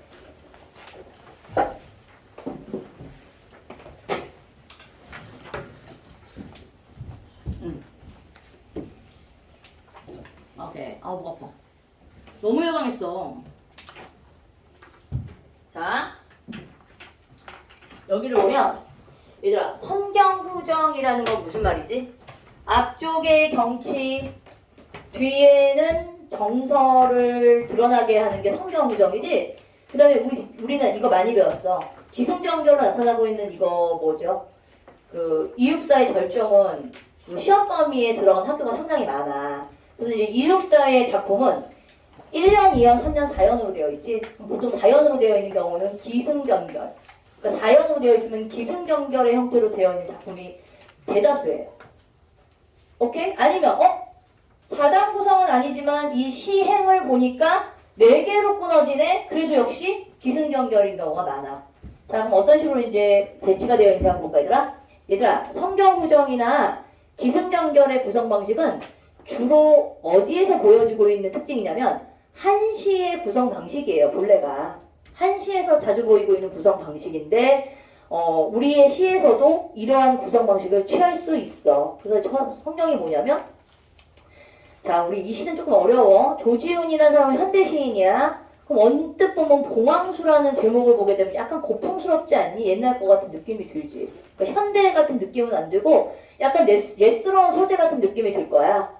한번 봅시다, 얘들아. 이 작품은 근데 어떻게 시작하는지 볼게. 이 사람이 만약에 조지훈이라는 사람이 1930년대 활동했다라는 시인이라는 근거를 안다면 이 작품을 이해하는 데 조금 도움이 돼. 자, 벌레 먹은 둘이 기둥. 자, 벌레를 먹었대. 빈 낡은 단청. 뭔가 어떤 느낌이 들지? 오래된 느낌이 들지? 뭔가 낡은 느낌이 들지? 근데 우리 시 속에서 낡았다, 오래됐다라는 얘기는 좋은 의미보다는 조금 부정적일 때가 많아. 그치? 근데 이제 더 부정적인지 한번 볼까? 자, 풍경 소리는 뭔지 알죠? 추마 밑에 걸어져 있는 이 종소리 같은 거 있잖아. 풍경 소리 날아간 추녀 끝에 뭐가 생겼는지 아니? 사람의 흔적이 아니라 산새도 비둘기도 둥주리를 마구 쳤대요, 얘들아. 근데 가만히 보니까 뭐가 산새도 비둘기가 둥주리를 마구 쳤다는 게 좋은 걸까 나쁜 걸까? 잘 생각해봐. 낡아, 안 좋은 거, 그치? 누군가가 관리를 안 했다는 얘기야. 그러니까 막 이런 것들이 개나소나 막 이런 다른 새들이 와가지고 둥지를 틀게 된 거지. 보통 그러잖아. 그 다음에 이제 더 안 좋은 거라는 건 그 뒤에 확인이 돼. 자, 큰 나라 섬기다 거미줄 친 옥자라고 얘기했거든. 그럼 딱 느낌이 오지 않니? 큰 나라를 섬겼다라는 거는 우리나라가 보통 4대주의였잖아. 중국을 섬겼을 거 아니야? 우리나라고 치면. 근데 그 나라가 지금 거미줄을 쳐줬다는 얘기는 뭐니? 그 왕자가 지금 망했다는 얘기야. 거미줄 쳐줬다는 건 좋은 의미가 아니잖아. 보통 사람들이 살고 있지 않기 때문에 거미줄이 막 덕지덕지 뛰는 거거든. 자, 거미줄 친 옥자 위에 자, 여의주 희롱하는 쌍용 대신이라고 얘기했거든. 그럼 여의주 희롱하는 쌍용은 사실은 중국의 왕을 상징하고 있는 그림인데 이걸 너희들은 잘 모를 수 있어. 그래서 이 작품을 이해하려면 사실 어떤 기본적인 걸 제시하거나 아니면 내신에 출제가 되면 이미 이제 정보를 알고서 문제를 풀게 될 거니까 이거는 뭐 걱정 안 해도 돼. 일단 쌍용 대신에 2마리 봉황새를 틀어 올렸다. 그럼 여기서의 봉황수는 우리나라를 의미하는 거야. 조선에. 근데 어느 때인데 봉황이 울었으랴만, 그러니까 울었다는 얘기는 뭐냐면 마음 놓고 우리 것인 적이 없었던 거지. 푸르른 하늘 및 추석을 밟고 가는 나의 그림자야. 자, 근데 그 나의 그림자가 폐역 소리도 없었다. 그러니까 그 예전에는 이게 정일품, 그러니까 품석이라는 거는 그 왕자를 지켰던 신하들이잖아, 얘들아. 근데 이 사람이 정일품, 종구품 어느 줄에도 나의 몸을 둘 곳은 바위 없었다는 얘기는 무슨 말이지? 어느 자리에도 내 자리가 설 자리가 없었다는 얘기는 뭐냐면 이 왕조가 이미 망했기 때문에 내가 서야 될 자리가 없었던 거야. 우리 여기서 느끼는 정서 무슨 정서? 나라를 잃은 슬픔, 맥수지탄의 정서가 있는 겁니다. 이해가시죠? 무너진 왕조. 그게 사실 조선의 왕자가 망했다라는 이 모습을 통해서 그 망국의 형상을 그려내고 있는 거지, 묘사가. 자, 근데 우리 보자. 마지막에 눈물이 속된 줄을 모를 양이면, 그러면서 갑자기 알 수 없는 얘기도 하고 있죠. 뭐래요? 봉황새야 구천의 호곡 통곡하리라 라고 얘기했어. 근데 봉황새야라고 불렀지. 일단 의인화시킨 거야, 불렀으니까. 근데 통곡하란 얘기는 진짜 얘가 통곡하겠니? 사실은 통곡할 정도의 슬픔을 느낀다는 거니까 얘는 감정이입이에요. 마지막에는 뭐냐면 어쨌거나 통곡의 의미가 들어가는 단어를 썼고, 봉황새야 울리라 통곡하리라, 이런 얘기는 감정의 이입이야. 자, 그럼 여기까지는 뭐에 대한 내용이었어? 무너져 내리는 망국의 모습을 그려내고 있는 풍경이었지. 그럼 풍경이란 말은 얘들아, 아름다운 풍경은 풍경이 아니야. 뭐 무너져가고 있는 어떤 전경들을 먼저 제시를 했다는 얘기지. 묘사를 먼저 했고, 그 뒤에는 여기서 느끼고 있는 이 사람의 정서, 맥수지탄과 슬픔의 정서를 마지막에 언급을 했어. 이런 구성을 뭐라고 얘기한다? 성경후정이라고 얘기합니다. 자, 근데 가끔, 아주 가끔 보통 한시의 구성이 성경후정이거든? 근데 약간 발상이 바뀌어서 전개되는 경우가 가끔 있어요. 선정후경. 이런 경우는 예를 들면 가끔 선정후경이, 그럼 어떻게 보는 거지? 한시의 구성 방식을 약간 변형한 거지. 변형한 거죠. 그럼 이런 경우는 선정후경으로 되어 있는 작품은 유명한 작품 중에서 누구께 있냐면 김소월이라는 시인의 가는 길이라는 작품은 반대로 앞부분에는 후정이 그러니까 경치가 먼저 나와. 그러니까 정서가 먼저 나와. 자, 그립다 말을 할까 한이 그리워. 기억나? 혹시 배운 적 있어? 그립다 말을 할까 한이 그리워. 그 앞부분에 이제 그래도 다시 더 한번 말을 할까 말까 막 망설여. 그리운데 그립다는 말을 할까 말까 망설이는 어떤 이 사람의 망설임의 정서가 나오다가 마지막에는 뭐냐면 이별을 재촉하고 있는 자연물이 제시가 돼. 그럼 너희는 풍경이라는 건 반드시 어떤 자연 풍경만을 의미하는 게 아니라 자연물이 뒤에 뭐 동물이 나오건 새가 나오건 이건 다 자연의 대상으로 들어갑니다. 뭐 자연물이 너의 그 이별을 슬퍼하는 것처럼 지적인데 강물이 흘러간대. 이런 것들은 뒤에 뭐가 나온 거지? 경치가 뒤로 가 있는 경우야. 그래서 선경후정이 보통 한시의 구성 방식이지만 이걸 약간 변형해서 비틀어서 표현되고 있는 작품들도 가끔 보여집니다. 이거 좀 알아두시면 되겠죠? 그 다음에 기승전결 알지 얘들아? 기승전결. 기승전결은 봐봐. 매운 계절에 채찍에 갈겨 마침내 북방에 휩쓸려온다. 여기까지 기지. 근데 이 북방까지 휩쓸려갔다는 얘기는 무슨 말이니? 그냥 수평적인 한계까지 다다른 거지. 그러니까 막다른 길목, 어딘가로 도망칠 수가 없게 돼버린 거야. 자, 그런데 이제 하늘도 그만 지쳐 끝난 고원, 서리빨 칼날진 그 위에 서다라는 얘기는 뭐냐면 아주 아슬아슬한 순간까지 와버리고 끝까지 이제 와닿을 데가 없는 거지. 얘도 역시 점점 어떻게 돼? 올라가는 거지. 전개가 좀 더 강해지는 거죠. 자, 그러다가 이제 뭐냐면 이 사람이 아주 끝까지 갈 때까지 가버린 거야. 어디다 무릎을 꿇어야 하나 한 발 제겨 디디꽃조차 없다. 이 부분이 바로 뭐냐면 결정 부분이 되는 거야. 야, 이제 이러다가는 발을 한 발자국이라도 삐끗하면 죽겠구나. 자, 그럼 김대민, 일반적인 사람들 같은 경우는 이런 순간이 오면 어떻게 될 것 같아? 대체로 있잖아. 정신이 돌아가서 죽거나 아니면 지가 차분해지지 않은 상태에서 분출해서 죽는 경우가 되게 많아. 대부분이 죽는 이유, 너 알지? 또 봐봐, 이제 우리는 학교 봤냐? 좀비 나오는 영화. 대부분의 주인공들은 어때? 위기에서 살잖아요. 다른 애들보다 좀 차분하잖아. 야, 우리 이런 시점에서 이러면 안 돼. 뭐 이런 게 대부분 주인공이잖아. 주인공이 혼자 발작 일으키는 거 봤어? 주인공이 발작을 일으키는 거야. 대부분의 주인공은 평정심을 유지한단 말이야. 자, 이렇게 아주 최고조에 오르는 순간 어떻게 돼? 일어매. 자, 여기서 이제 뭐가 일어나요? 시상의 전환이 일어나면서 이 사람의 생각이 어마어마하게 바뀌어. 와, 이거 대단한 거다 얘들아. 그냥 너희 이 작품 있지? 그냥 단순히 선생님 현실의 어려움을 극복했어요 라고 심하게 얘기하면 안 돼요. 이 사람은 인간의 한계보다 좀 더 초월적이야. 그래서 우리는 이런 사람의 태도를 초월적 의지라고 얘기해. 약간 이 인간의 의지를 넘어간 사람인 거야. 뭐라고 하는 줄 아니? 어우, 되게 아주 겨울은 강철로 된 무지개인가 보다라는 이런 어마어마한 얘기를 하거든. 이게 왜요? 얘들아, 겨울이라는 요거는 혹독한 걸 의미하고 있는 부정적 의미의 계절이야. 그런데 무지개인가 보다라는 표현은 겨울은 무지개야라는 단순하게 생각하면 운율법이거든. 근데 이 무지개가 겨울하고 어울려 안 어울려? 사실은 안 어울려. 근데 더더군다나 이 무지개가 무슨 무지개냐면 강철로 되었대. 이게 사실은 완전히 안 어울리는 거거든. 무지개는 부드러움이고 약간 판타지적인 어떤 이미지인데 강철이라는 이미지는 금속성에 굉장히 차가운 성질을 가지고 있는 느낌이 들고 있는 단어야. 근데 얘네들을 이렇게 나란히 매치를 시켰어. 모순이 발생하지? 그래서 야, 겨울이라는 계절은 이 혹독한 계절을 견뎌야지 희망에 찬 무지개를 받을 수 있구나. 이런 어떤 의미심장한 얘기를 하는 거예요. 그래서 초월적이라고 얘기하는 이유를 알겠어요? 아주 어렵지만 굉장히 멋있는 초월적 의지를 보여주는 거예요. 그래서 이 사람은 그냥 단순히 현실을 극복하고 있습니다. 의지를 보이고 있습니다. 이렇게 끝나는 게 아니에요. 초월적이에요. 알겠죠? 자, 소설로 갈게요. 소설. 소설에서 이제 되게 중요한 거. 이제 아까는 얘들아 의식의 흐름, 여로형 소설 같은 경우에는 대부분이 현대소설에서 많이 보이는 기법이거든. 그래서 의식의 흐름 기법이 고전소설에서 의식의 흐름대로 진행이 되고 있다면 거의 틀려요. 의식의 흐름 기법은 주로 현대소설. 그럼 얘는 자, 우리 얘들아 이거 아니 뻔하지 않니? 영웅 일대기라는 거 있지? 그 다음에 이완적이라는 거는 천상과 지상계. 그 다음에 우리 한mon구조는 선생님이 지난번에 설명한 적 있어.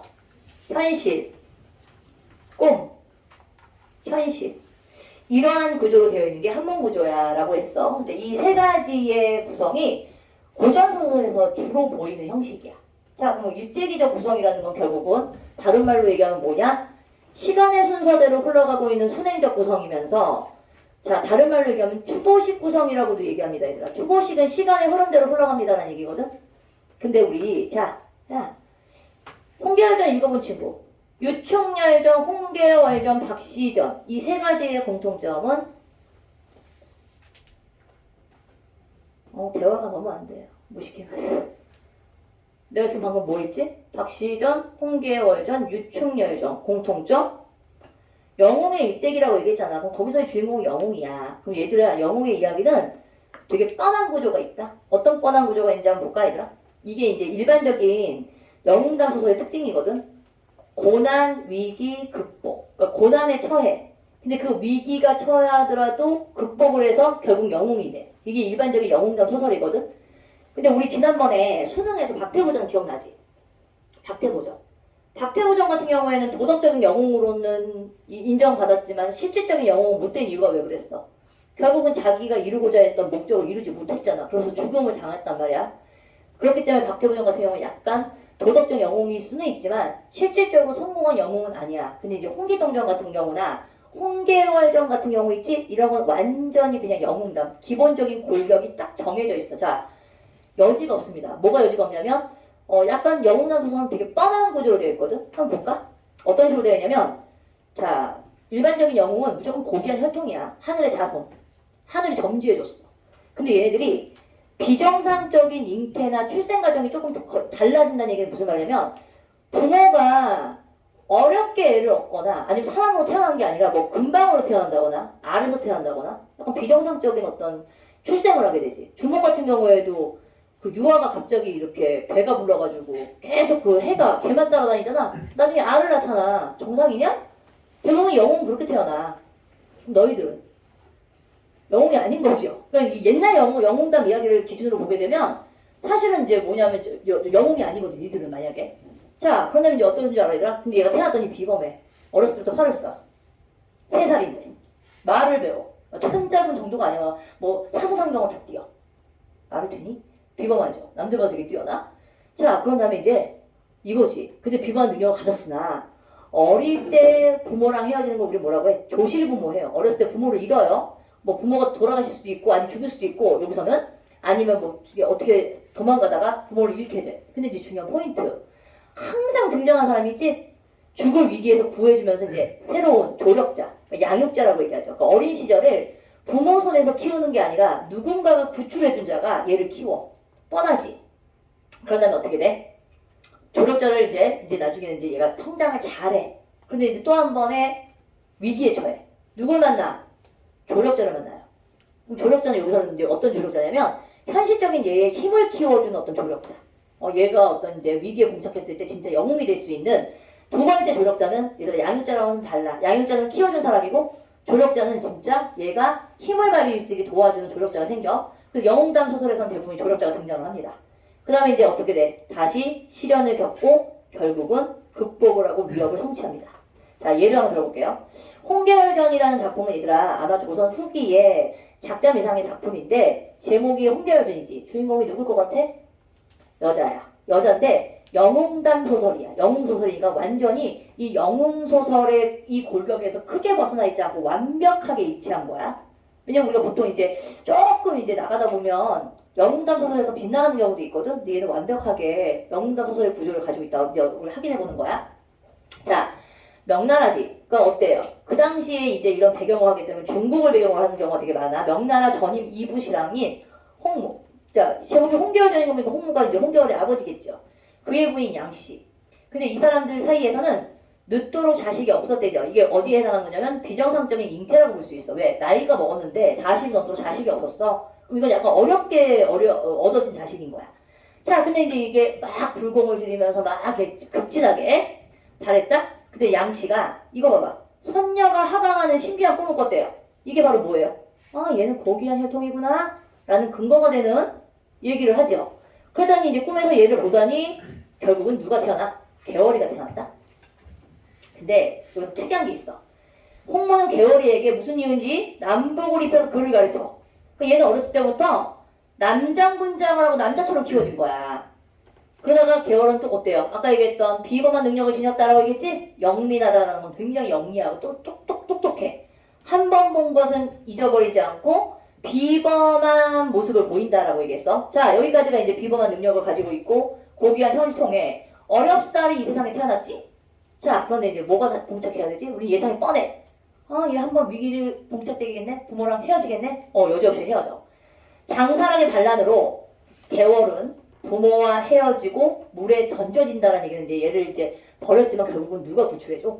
자, 여공 누가 등장합니까? 아, 여공은 이 작품에서 이제 양육자. 첫 번째 이 사람을 구해주는 양육자인 동시에 자, 이제 어린 시절에 조력자가 되는 거지. 근데 웃긴 게 있어, 얘들아.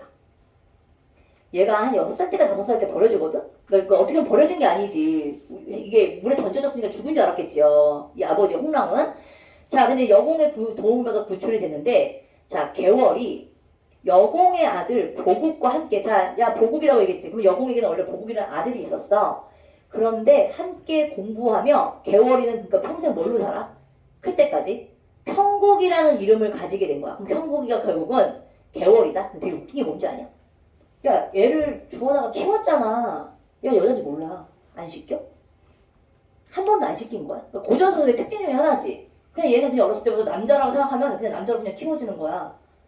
근데 아무도 의심 안 해. 이 새끼들은 선생님 개월이가 여자인 걸 그때까지 모르나요? 그걸 한 번도 아무것도 안 물어본다. 근데 고전은 그런 게 엉성한 거지. 키우는 동안에 또 개월이를 한 번도 안 시켰을까? 그런데도 여자라는 걸 모르고 계속 커요. 보국이하고 형제처럼 커.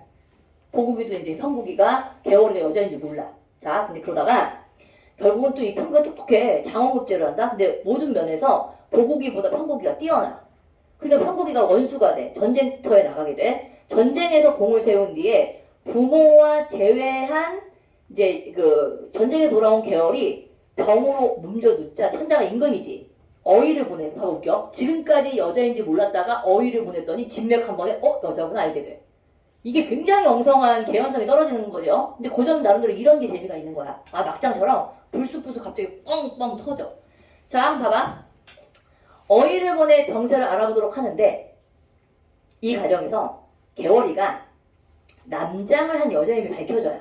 자 근데 웃겨. 아 천자가 나름대로 아끼잖아. 왜냐면 자기 나라를 구해줬으니까. 너를 그러니까 막 용서를 빌어. 아 제가 여자인데도 불구하고 이렇게 잘한 거에 대해서 용서해 주십시오. 그래요 오냐 하면서 그래 너랑 보국이랑 결혼을 해라 이렇게 되는 거야. 그럼 야 생각을 해봐. 열 몇 살이 될 때까지 형제처럼 자랐는데 결혼을 하래. 그거 완전 막장 아니야? 그래서 보국이하고 평국이가 결국 결혼을 해요. 근데 이제 줘봐. 생각을 해봐 얘들아. 이게 약간 인간의 이치를 따지면 보국이가 평국이에게 나는 뭐 컴플렉스가 있다라고 왜 모든 게 자기보다 뛰어나. 더더군다나 자기보다 뛰어났던 얘가 여자라는 것 때문에 되게 불만족스럽게 시작했는데 그게 이제 부인이 됐다. 근데 어느 날 보국이의 첩이 까본 거지. 한마디로 이제 이 평국이가 지나가는데 목에를 꼿꼿이 들고 굽신거리지 않으니까 그 자리에서 평국이가 목을 베버려.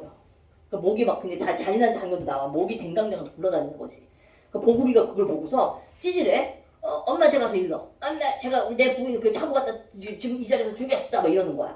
근데 이제 그 집 식구의 또 부모들은 또 평국이를 또 되게 또 좋아하니까 평국이를 전적으로도 이제 막 이렇게 해줘. 그러니까 부부간의 갈등이 일어나게 된 거야. 자 그런 와중에서 이제 어디로 가요? 전쟁이 또 일어나죠. 이제 이게 공격적으로 이제 또 한 번 개월이하게 처하게 된 사건이야. 자 그러면서 이제 보자 얘들아. 자 그러면서 이제 여기서 이제 개월이 아끼던 천자는 용서하고 보국과 혼인하고 보국과 혼인한 개월은 보국의 애첩을 죽여. 그런 다음에 보국과 갈등을 겪어. 나름대로 되게 대서사시지? 자 근데 한편 다시 오락기가 쳐들어와. 어떻게 되겠어? 어떻게 되겠어? 고전소설의 맥락으로 따지면 평국이가 나라를 구원하겠죠? 그리고 결국은 보국이도 평국이랑 갈등을 해소하고 행복하게 오래오래 살았대요. 그게 옛날 이야기의 특징이야 얘들아. 어때? 예상 바뀌지 않지. 그래서 고전은 말이 좀 어려울 뿐이지 관계 형성하고 상황만 잘 판단하잖아? 고전에서 어렵습니다라는 얘기는 이제 안 해야 돼요. 알겠어? 자, 두 번째 보자. 우리 옥로몽이라는 작품 있지 얘들아. 여기서 남영로의 옥로몽이라는 작품은 꿈이라는 그러니까 여기선 천상계 지상계다 결국은. 공간은 천상계 지상계지만 이 전체적인 구성은 뭐하고 또 유사한 구조 아니? 한몽구조. 우리 한몽구조로 되어 있는 작품 이미 선생님이 지난번에 설명했잖아. 자, 삐꾸들아. 자, 이원구조는 뭐라고? 천상계라고 얘기했으니까 아 어떤 사람이 죽어서 선녀가 됐어? 아니면 다시 태어났더니 선녀야? 그 다음에 이제 이 사람이 아니면 벌을 받아가지고 지상으로 쫓겨났어. 인간으로 태어나는 게 벌 받는 거야. 너희들은 지금 다 벌 받고 있는 거야. 인간으로 태어났잖아. 원래 너희는 다 천상의 자식이었어. 옛날 이야기로 따지면. 근데 다 죄를 받고 어디로 온 거야? 인간 세상으로 내려온 거야. 자 그럼 어떻게 해야지 하늘로 다시 올라가지? 인간 세상에서의 이 잘못을 다 해결한 후에 다시 하늘로 올라갑니다. 이게 이원적 구성이에요. 자 이렇게 이루어져 있는 천상계와 지상계의 이야기고 자 우리 요거 보자. 현실과 꿈 현실로 이루어져 있는 작품 있지. 그러니까 얘 옥로몽도 그런 구조야. 약간 이 작품 중에서 유명한 거 보이니? 한몽 구조로 되어 있는 작품 중에서 김만주 제목 아는 사람? 구운몽. 구운몽이라는 작품은 이 제목 자체가 이 작품을 암시해요. 이 구는 인물 9명의 인물이 주인공이야. 그 다음에 운이라는 건 뭐냐면 이 글의 주제야. 아 인생은 무상하구나 라는 주제의식을 담아내고 있는 근거가 되는 제목이고 몽은 이 글의 구조입니다. 아 꿈이라는 매개체를 통해서 이야기를 전달하고 있어요. 그래서 구운몽이라는 작품은 사실은 입시생들이라면 한 번쯤은 이 글을 꼭 한번 접해보셔야 된다. 꼭 입시에 나오지 않더라도 출제 빈도가 높았고 그 다음에 이제 공부를 하는 기본적인 그 한몽구조의 일반적인 틀을 가지고 있어. 자 선생님이 잠깐 설명할게. 몽자류, 한몽구조로 되어 있는 작품이 몽자류 소설이 있고요. 그 다음에 몽유록 계통의 소설이 있거든 얘들아. 근데 몽자류는 지난번에 아마 얘기했을 거야. 김만중의 이 구운몽이라는 작품은 현실, 꿈, 현실 이런 구조로 되어 있는 거 맞거든. 근데 현실 속에서 불도저의 길을 걷고 있던 성진이라는 인물이 나와. 근데 얘가 이제 그야말로 성진은 참됨을 이룬다라는 의미를 가지고 있는 이름이에요. 근데 얘가 어느 날 팔선녀를 만나면서 인간 세상의 욕망에 눈든다고 얘기했지? 그래가지고 이제 육간대사가 너무 열받아가지고 얘를 갖다가 꿈에서 인간 세상에 양소유라는 이름으로 태어나게 만들어. 그러니까 결국은 이 사람은 벌을 받아서 인간 세상으로 간 거야. 그런데 여기서 부귀영화, 온갖 부귀영화를 너무나 화려하게 누려요. 그러니까 성공한 인생을 산 거지. 근데 어느 날 6명, 아까 얘기했던 그 8선녀 있지. 그 성진과 만나던 8선녀는 인간 세상에서 2명의 첩이고 6명의 2명의 처에 6명의 첩으로 만나게 돼. 그러면서 온갖 부귀영화를 다 누렸는데 시간이 지나고 나니까 야, 인생이라는 게 진짜 이렇게 아무리 부귀영화를 누려도 우리는 평생 살 수 없구나라는 걸 느끼면서 허망을 느끼게 된다. 그럴 쯤 이 사람이 꿈에서 계속해서 가부좌를 트면서 이렇게 돌을 닦고 있는 어떤 스님의 모습이 계속 보이는 거야. 양소의 꿈에. 근데 그게 자기 모습인지 아직 몰라. 근데 어느 날 이제 육관대사, 자기의 스승이었던 육관대사가 나타나. 꿈속에서. 나타난 다음에 뭐라고 하냐면 야, 근데 그 양소유가 처음에 자기 스승인지 못 알아보고 누구슈? 내 꿈에서 나타나고 있는 그 스님이 당신인가? 하고 물어봐. 그러더니 야, 너 아직도 정신 못 차렸구나. 그러면서 육관대사가 사라지면서 후에 양소유가 자기 스승이었다는 걸 깨닫게, 그 꿈속에서 보여줬던 가벼 들고 있는 사람 모습 있지? 그 사람이 스승이 아니라 자기의 전생의 모습이라는 걸 깨우치게 돼. 그러면서 이제 다시 어디로 갑니까? 현실의 성진이의 모습으로 다시 가면서 불도자의 길로 갑니다. 뭐 이런 내용이에요. 자, 근데 우리 지난 시간에 온영년이라는 작품 배웠었지, 지난주에. 거기서도 역시 현실, 꿈, 얘도 현실이었거든? 다른 점이 있어. 얘들아, 몽자르 소설은 현실과 꿈의 이야기가 각각 다른 독립적인 이야기이면서도 주제의식은 전체적으로 묶여요. 무슨 말이냐면 꿈, 현실, 꿈을 구별해서 특별하게 주제의식을 나타내고 있는 게 아니라 인생 무상이야 라는 이런 큰 주제의식을 현실과 꿈과 현실을 통해서 보여주는 거고, 자, 몽유로 소설 같은 경우에는 현실 속에 있는 인물이 꿈속의 인물을 만나. 그래서 운영이의 사랑 이야기를 듣게 되지. 그러니까 여기서 이 꿈의 이야기만 주제의식으로 나타나게 돼요. 운영전 같은 경우에는 운영이의 비극적인 사랑 이야기, 꿈속에서의 이야기가 이 글 전체의 주제의식이 되는 거야. 뭔지 알겠지? 똑같은 한문 구조라고 하더라도 주제의식이 이제 현실과 꿈과 현실을 다 아우르는 주제의식이냐, 아니면 꿈속에서 전해들은 이야기에 해당하고 있는 주제의식이냐, 요거의 차이점. 됐죠? 자, 그럼 선생님이 지금까지 설명했던 이 세 가지의 구성은 현대 소설에서 보여주기보다는 주로 어디서 보여주고 있는 특징이야? 고전 소설에서 보여주고 있는 특징이야. 알겠어? 자, 여기까지 설명하고 10분간 휴식. 연락이 들어.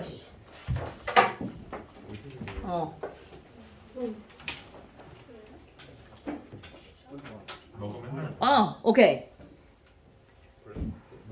내가 있잖아, 카메라에 얼굴 찍히는 게 싫은 게 눈이 너무 깜빡거려가지고 어떤 애가 그 윈터스쿨에서 남자애가 다른 애들 물어보고 싶었던 말일 수도 있는데 나한테 이런 거, 눈이 왜 이렇게 깜빡거려 이러는 거야. 궁금하면 내가 얘기해줄게. 이거 렌즈 껴서 그래, 렌즈. 하드 렌즈를 끼고 있으니까 눈이 되게 빡빡해서 다른 사람들보다 약간 비정상적으로 깜빡깜빡거리는 거야. 근데 그 남자애가 되게 몇 주 동안 물어볼까 말까 고민했나 봐. 근데 선생님 궁금한 거 있는데 왜 갑자기 수업 시간에 얘기해봐. 그래서 내가 공부에 대해서 궁금한지 알고 왜 했더니 근데 여기 눈을 깜빡거리세요. 그래. 야, 사람이 눈을 깜빡거리지 눈을 이러고 있냐? 지나치게 깜빡거린다고. 쌤 어디에요? 8권 23페이지. 좀만 더 쉬어야 돼요. 네? 좀만 더 쉬면 안 돼요. 안 돼요. 빨리 끝내면 되잖아요. 45분 빼주세요. 근데 미안한데요. 말은 이렇게 하자면 약속을 못 지킬 수도 있어. 왜냐? 부교절을 하다 보면 시간이 부족하더라고. 네. 뭔 말인지 알지? 이거랑 얼마나 돼요? 안 쉬어요. 왜냐면 재미없어. 너무 지루해, 쉬는 게. 맞아, 안 맞아? 나 얼굴 나와, 안 나와? 얼굴 안 나와요. 오케이. 안 나오면 돼. 됐어? 재민이 얼굴이 어떻게 생긴지 너무 궁금하네. 나쁘지 않아요. 야, 자기 진짜야? 정석아, 믿을만해? 귀엽게 생겼어요. 귀엽게 생겼어? 귀여운 거 별론데. 잘생겨야지. 이제 앞으로 남자는 외모가 중요한 시대가 되고, 내 말이 맞을 거야. 공부를 못해서. 옛날에는 남자의 능력이었거든. 요즘 남자의 외모는 외모야. 1위. 외모로 모든 걸 인생을 달라질 수 있어. 가능해. 인생 역전 가능해. 여자들은 이제 얼굴로 이제 안 돼, 이제. 지적이어야 돼. 시대가 바뀌었어. 먼저 알겠지? 남성은 외모지상주의. 여성은 지성주의. 똑똑해야 된다고. 가능해? 불가능해? 뭐 고개 숙이는데요? 혜인아 어떤 쪽이야? 가능해? 가능하대. 난 다 되니까 살기가 참 편해요. 비우는 거야? 잠 깼냐? 이런 얘기 들어야지 분노를 일으키면서 잠이 깰 수가 있어. 비우는 거지 지금. 저 새끼들 마스크 쓰고 애써 누르는 그 감정. 니네가 그래도 상관없어. 아까 인정하는 사람 우리 세대는 다 인정해. 무슨 말인지 못 알아들었으면 이제 넘어가는 거야. 김지영 못 알아들었어. 알아들었어? 못 알아들었지? 응. 봐봐 얘들아 이제. 야 이거 이제 이 내용 되게 재밌어. 왜 그림? 움직이는 그림. 움직이는 조각이라고 해야 되는 거야 참. 조각이어야지 좋은 거지 그림보다. 그림은 평면이잖아. 조각은 입체잖아. 사람 움직이는. 자 대민아. 자 이제 권익중전이야. 되게 그러니까 읽으면서 문제를 빨리 갈 수 있게. 내용은 되게 어렵지 않아 얘들아. 근데 중요한 건 고전은 사실 이런 고전 같은 경우에는 이미 현대어로 풀이가 되어 있기 때문에 어렵지가 않거든. 근데 이제 고3에 갔을 때는 약간 그 운문의 형식으로 되어 있는 거 있지. 그냥 우리가 뭐였지? 문어체 형식으로 되어 있는 게 그대로 수록이 되기 때문에 조금 내용 파악하기가 쉽지가 않지만 이런 정도의 내용은 어때요? 옛날 이야기 있는 것 같은 느낌이 든단 말이야. 오케이? 자, 이 권익중과 이 남자는 혼인을 약속하였으나 조정의 세력과 옥랑목으로 인해 혼인이 좌절되고 그러니까 이들에게는 이제 한번 헤어짐이 온 거죠. 이 남자는 자결을 해요. 자, 자결을 가지고 이 사람은 이제 결국은 이제 이 세상 사람이 아니게 된 거겠지. 자, 그 후 권익중은 권승상의 권유로 위 남자와 혼인하나 이 남자를 잊지 못한다. 자, 이 다음부터 이제 줄거리가 이제 힌트가 되고 그 다음 이야기로부터 가는 거야. 자, 이 남자는 자 죽어서 어디로 올라가요? 천상에 올라가 손녀가 되었지. 그럼 이 작품도 역시 뭐니? 천상계와 지상계의 이원적 구성으로 되어 있네. 그치? 뻔하지 얘들아? 죽어서 선녀가 됐대.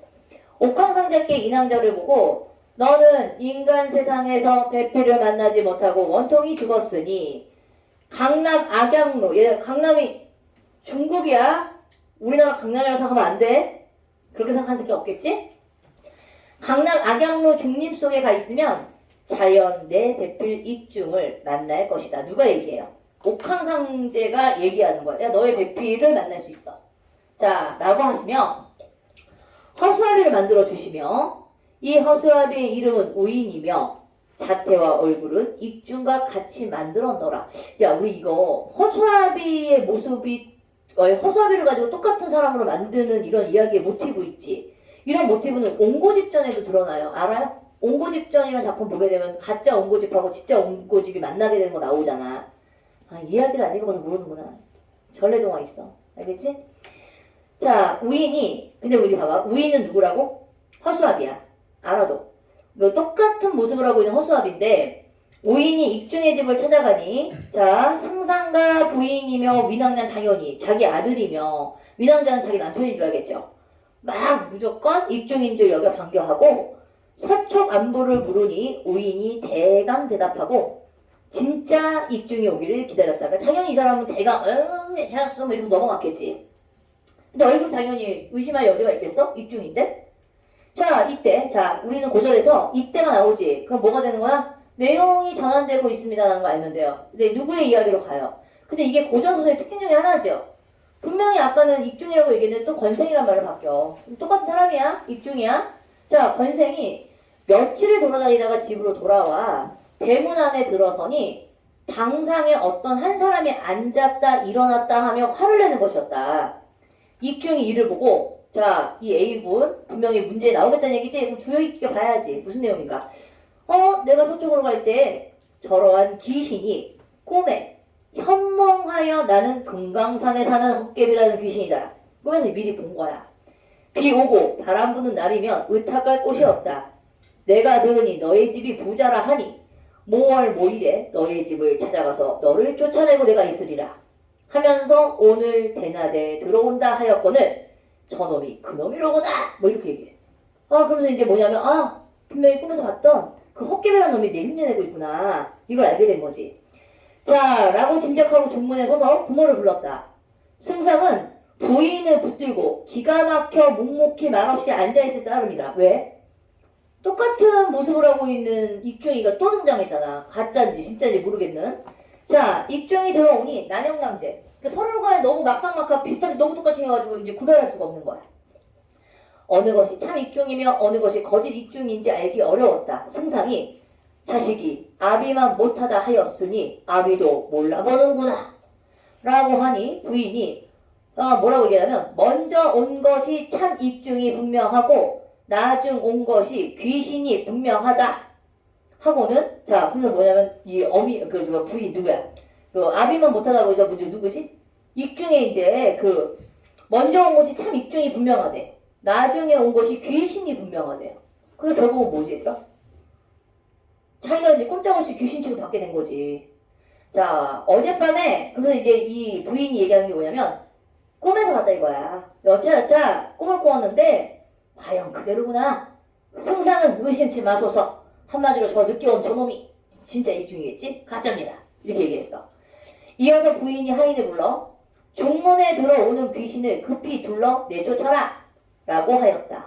자 그럼 대부분이더라. 이 작품은 대사를 통해서 대화지? 대화를 통해서 장면들을 보여주고 있고 우리 독자들에게 판단할 수 있게 만들어주고 있어 지금. 자 이 하인이 번거지를 둘러쓰고 대문 밖에 쫓아나가 복숭아 나무의 굵은 가지를 쓱 꺾어 손에 쥐고는 아래 종아리를 두드리며 개떡을 이마 위에 철썩 붙이고 물밥을 등에 엎은 후 익중이 당장의 곤욕과 매를 견디지 못할 정도로 산골물이 콸콸 소리내며 흘러가듯 도대체 어떻게 때렸다는 얘기야? 두들겨 때렸다. 자 익중이 하는 수 없이 뛰쳐나와 마을 앞 숲을 속에 기대어 앉아서 생각해보니 이것이 꿈인가 생시인가 싶었다. 자 그래서 이제 뭐래? 세상에 이런 허황된 일이 어디 있으리요? 이것이 다 가짜 익중 때문이니 소진과 장이 그러니까 뭐 하게 아주 그냥 논변이 뛰어난 사람이 온다 한들 구변으로도 밝힐 길이 없었다. 다시 들어가 맞아 죽기를 결정하고 한번 쥐니 여부를 분별해 보리라 여기다가 돌이켜 생각하니까 봐봐 되게 웃긴다 이 사람도.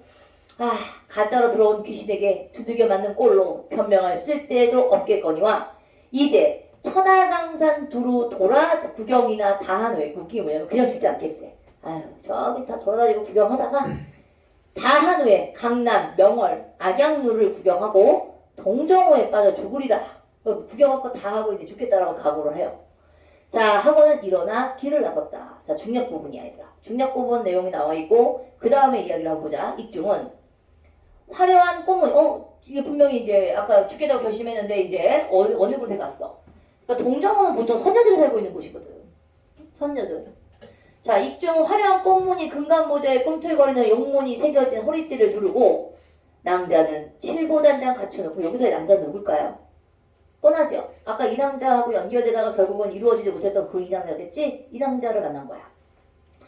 칠보단장 갖춘 후에 노기홍상. 자 요 노기홍상이라고 얘기하면 사실 새색시의 복장이거든 보통. 그 여인의 모습인 거야. 노기홍상을 입고서 흉내를 치르니 팔선녀들이 움직이며 자기하고 온갖 악기들로 풍악을 울렸다. 예를 마친 후에 여러 성관들이 익중의 손을 잡고 우리는 천상의 성관으로 상제에게 명을 받아 그대에게 예를 이루게 하노라 하고는 이내 구름을 타고 행행이 사라졌다. 자 얘들아 이 구름을 타고 행행이 사라졌다라는 게 바로 이제 우리가 고전수에서 보일 법한 무슨 내용이지? 비현실적인 내용.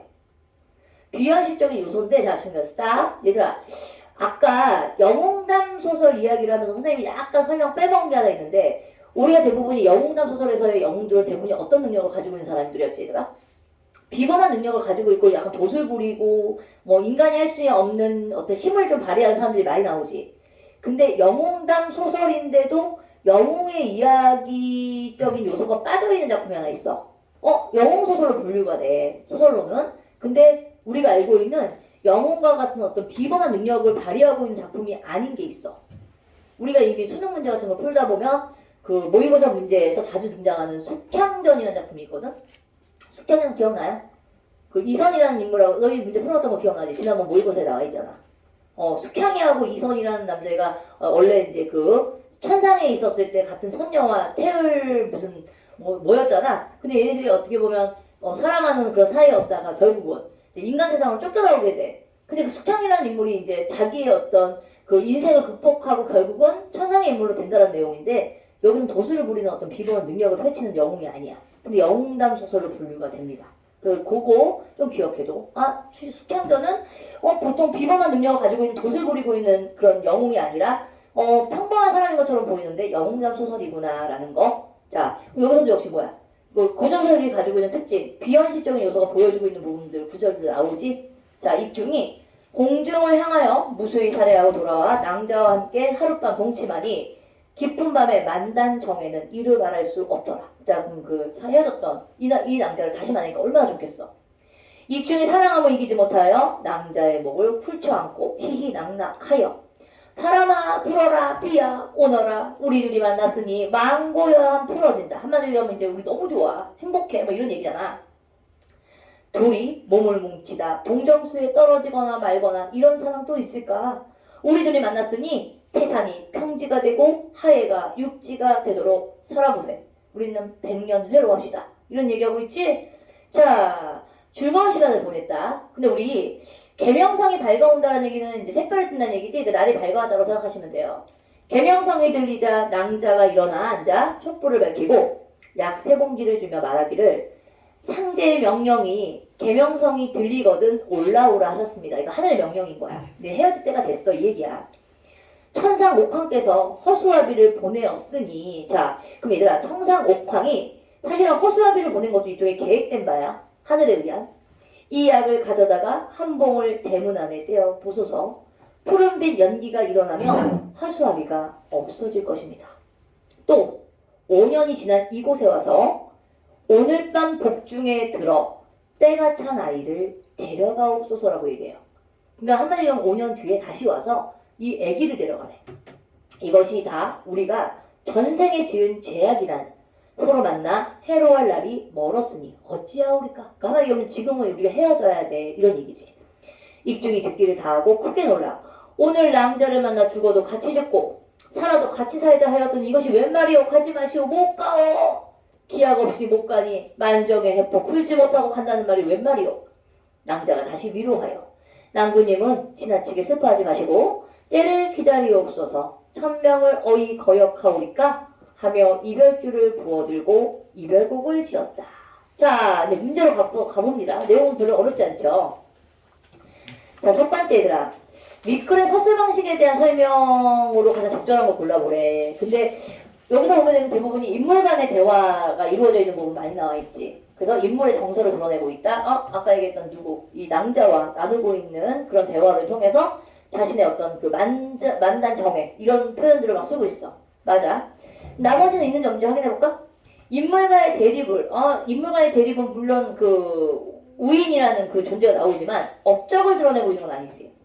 그다음에 구체적인 시대 상황 X, 사실성 X, 동시에 일어난 두 사건을 교차하여 사건을 X, 공간적 배경에 대한 묘사를 통해서 일어나는 사건 암시 없어. 대부분이 이런 것들은 현대소설에서 많이 보이고 있는 기법 중에 하나야. 알겠음? 없죠. 자, 두 번째 문제 갈까요? 자, 이건 너희들이 이제 이 글을 제대로 읽었으면 윗글에 대한 이해로 적절하지 않은 걸 골라봐 라고 얘기했지? 자, 1번. 승상은 익중과 우인을 구별하는데 어려움을 겪은 거 맞지? 처음에. 자, 승상 부인은 자신의 꿈을 근거로 우인을 익중으로 믿었다라고 이제 내가 어제 꿈 꿨는데 저 나중에 이놈이 가짜야. 이렇게 얘기하고서 내 말을 믿어. 이렇게 얘기했단 말이야. 맞지? 맞으니까 지워. 자, 익중이 집으로 돌아왔을 때 익중은 화를 내는 우인을 보았지. 아, 저놈이 그놈이구나. 꿈에서 봤던 그 헛개비구나. 알게는 돼요. 자, 익중은 우인의 정체를 밝히는 대신에 유랑우의 죽기로 결심을 했기 때문에 이제 여행을 떠나게 된 거지? 맞아요. 자, 근데 우리 보자 얘들아. 미낭자가 자, 우인이 들어가자마자 어때요? 당연히 익중이라고 의심하지 않고 그러니까 가짜라고 생각하지 않고 무조건 반겨줬지? 근데 묻는 말에 대한 우인의 대답 때문에 틀렸지. 대답도 대충 했거든. 오케이? 5번이 틀렸죠. 이런 건 쉽게 찾아낼 수 있어. 자, 우리 세 번째 문제 보자. 자, A와 B에 대한 설명으로 가장 적절한 걸 고르라고 얘기했었지. 근데 아까 A는 뭐라고 했니? 야. 내가 어저께 꿈에서 봤는데 그 일이 지금 일어난 것 같아. 라고 얘기했지. 이건 연민은 아니죠. 근데 이제 보자. 이게 두려움은 아닌 거지. 근데 이제 우리 B는 뭐였니? 야, 너를 만나서 우리 100년을 해서 너무 좋아. 뭐 이런 얘기하고 있어. 그 얘는 슬픔이라고 얘기할 수는 없겠지. 그 다음에 두려움에 대한 내용도 여기서 사실 나타나 있지 않아요. 자, 이건 맞죠? 부정적인 상황에 대한 인물의 추측. 야, 이게 무슨 일이 있구나. 자, 그런 다음에 이제 B에서는 인물의 만족감이라는 건 뭔지 알지? 야, 우리 헤어졌던 너를 만나서 너무 좋구나, 행복하구나, 막 이런 얘기를 하고 있어. 그러니까 3번이 맞지. 자, 실현 가능한 사건에 대한 인물의 믿음 X. 그 다음에 불가능한 사건에 대한 인물의 실망감 X. 안도감 X. 불안감 X. 없지? 3번밖에 없네요. 자, 이제 우리 마지막 문제.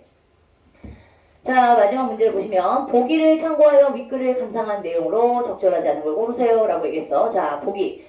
권익중전에는 이거지. 진짜와 가짜를 다루고 있는 진가쟁주라는 게 일종의 이제 모티브인 거지. 그러니까 이 이야기 안에서도 가짜와 진짜를 밝혀내고 있는 이야기 구조로 되어 있다는 얘기야. 그러면서 이제 뭐라고 얘기하냐면 천상계의 개입으로 발생하는 진가쟁주는 권익중과 가족 간의 갈등을 자, 첫 번째가 뭐냐면 천상계의 개입이라고 얘기했거든. 아, 그러니까 하늘이 개입을 했구나. 그런 다음에 권익중과 가족 간의 갈등을 유발한다라고 얘기했고, 두 번째 권익중이 고난을 겪게 된다라고 얘기해. 이거가 이제 진가쟁주라는 이야기를 통해서 드러내고 있다는 얘기지. 자, 하지만 진가쟁주는 또 어떠한 또 이야기를 이제 풀어가게 하는 역할을 하냐면 선녀가 된 인왕자와 권익중이 만날 수 있는 계기를 제공하기도 한대. 그럼 이 진가쟁주의 장치적인 역할, 기능이지. 소설에서의 서사적 기능을 얘기했어. 자, 1번 보자. 옥황상제가 자태와 얼굴이 진짜 입중과 똑같은 가짜 입중을 만든 것을 보니 진가쟁주는 천상계의 개입으로 발생한다는 것을 알 수 있는 거 맞지요? 근거 있죠? 자, 지우세요. 자, 하인이 진짜 입중을 당장의 곤욕과 매를 견디지 못할 정도로 때리는 것을 보면 진가쟁주가 입중에게 고난을 겪게 한다는 것을 알 수 있게끔 맞지? 그래서 고난과 이런 것들이 드러나고 있는 게 이 이야기에서 보여. 그러니까 보기에 있는 게 이 글 속에 있는 내용과 맞는지를 보는 거야. 그러니까 쉬운 문제부터 너희가 이제 매치를 시키는 연습을 좀 해보면 조금 더 어려운 문제에서도 너희가 쉽게 할 수 있어. 그 다음에 세 번째 봐봐. 가짜 익중에 의해 집에서 쫓겨난 진짜 익중이 인왕자를 만나서 육례를 치르는 것을 보면 나왔잖아. 여기까지는. 진가쟁주가 익중과 인왕자를 제외하게 한다는 것을 알 수 있다. 맞죠? 뭐라고 했냐면 만날 수 있는 계기를 제공한다라고 얘기했어. 근거가 분명히 들어가 있지? 치우는 거야. 자, 승상의 부인이 가짜 입중을 진짜 입중으로 믿어 진짜 입중을 쫓아내라는 명령을 내리는 것을 보면 진가쟁주가 입중과 가족 간의 갈등을 유발한다는 것을 알 수 있다. 맞지? 가족 간의 갈등을 유발한다는 게 어디에 나와 있어? 그 유발하고 라는 부분이 보기에 나와 있어. 자, 그럼 마지막 5번. 자, 이 남자가 가짜 입중을 사라지게 만드는 방법을 여기까지 맞아요. 진짜 입중에게 알려주면서 맞죠? 이걸 하면 푸른 연기가 나면서 사라질 것입니다 라고 얘기해. 자, 근데 이제 문제는 5년 후 가짜 입중과의 만남을 예상하는 것을 보면 이 사람이 지금 가짜 입중과의 만남을 예상했어? 자, 5년 후에 와서 여기에 와서 태중에 복중에 있는 아기가 있으면 데려가라 이렇게 얘기를 했지? 진가쟁주의 만남의 계기를 제공한다라고 얘기했으니까 가짜 입중과의 만남을 예상하고 있는 구실을 하고 있는 게 아닙니다. 알겠지? 문제 너무 쉽죠? 자, 고전은 있잖아 얘들아. 이렇게 쉬운 작품을 통해서 이야기 구조를 이해하는 연습을 하시고 그 다음에 영웅담 소설 같은 거 있지. 군담 소설. 그런 장면이 나오면 어떤 장면인지 좀 이해를 하시고 읽다 보게 되면 고전은 연습을 하면 할수록 틀리지 않을 확률이 높아져요. 알겠지? 자, 일단 부교재 꺼내요. 부교재. 부교재 없는 놈. 네. 네. 사장님 갔다 올게요. 빨리 갔다 오고 부교재 없는 친구. 겁날이 없는데? 부교재 빌려줄 테니까 반납하시고 가면 돼. 화장실 갔다 올게요. 오늘 CD를 갑자기 화장실이야? 1분 꼬마의 닥트. 아우 신나네. 이거 누구야? 이거 이따가 내라. 응. 아유 잘 받아. 선생님 기운이 없어. 땡큐. 자, 뭐야? 너희 지난주에 우리 2022년 수능 문제 현대문학에서 김달채 씨 나왔던 소설 기억나? 우산 하나. 그치? 그 작품에 나와 있는 그 김달채라는 사람이 어떤 사람의 전형적인 모습을 가지고 있는 인물이었니? 소시민적인 삶을 살고 있는 사람의 전형적인 모습이었지. 그러니까 소시민이라는 사람은 어떤 사람들이냐면 얘들아 그냥 오늘 왜 이래? 뭐가 이렇게 부셔지고 야단이에요. 아.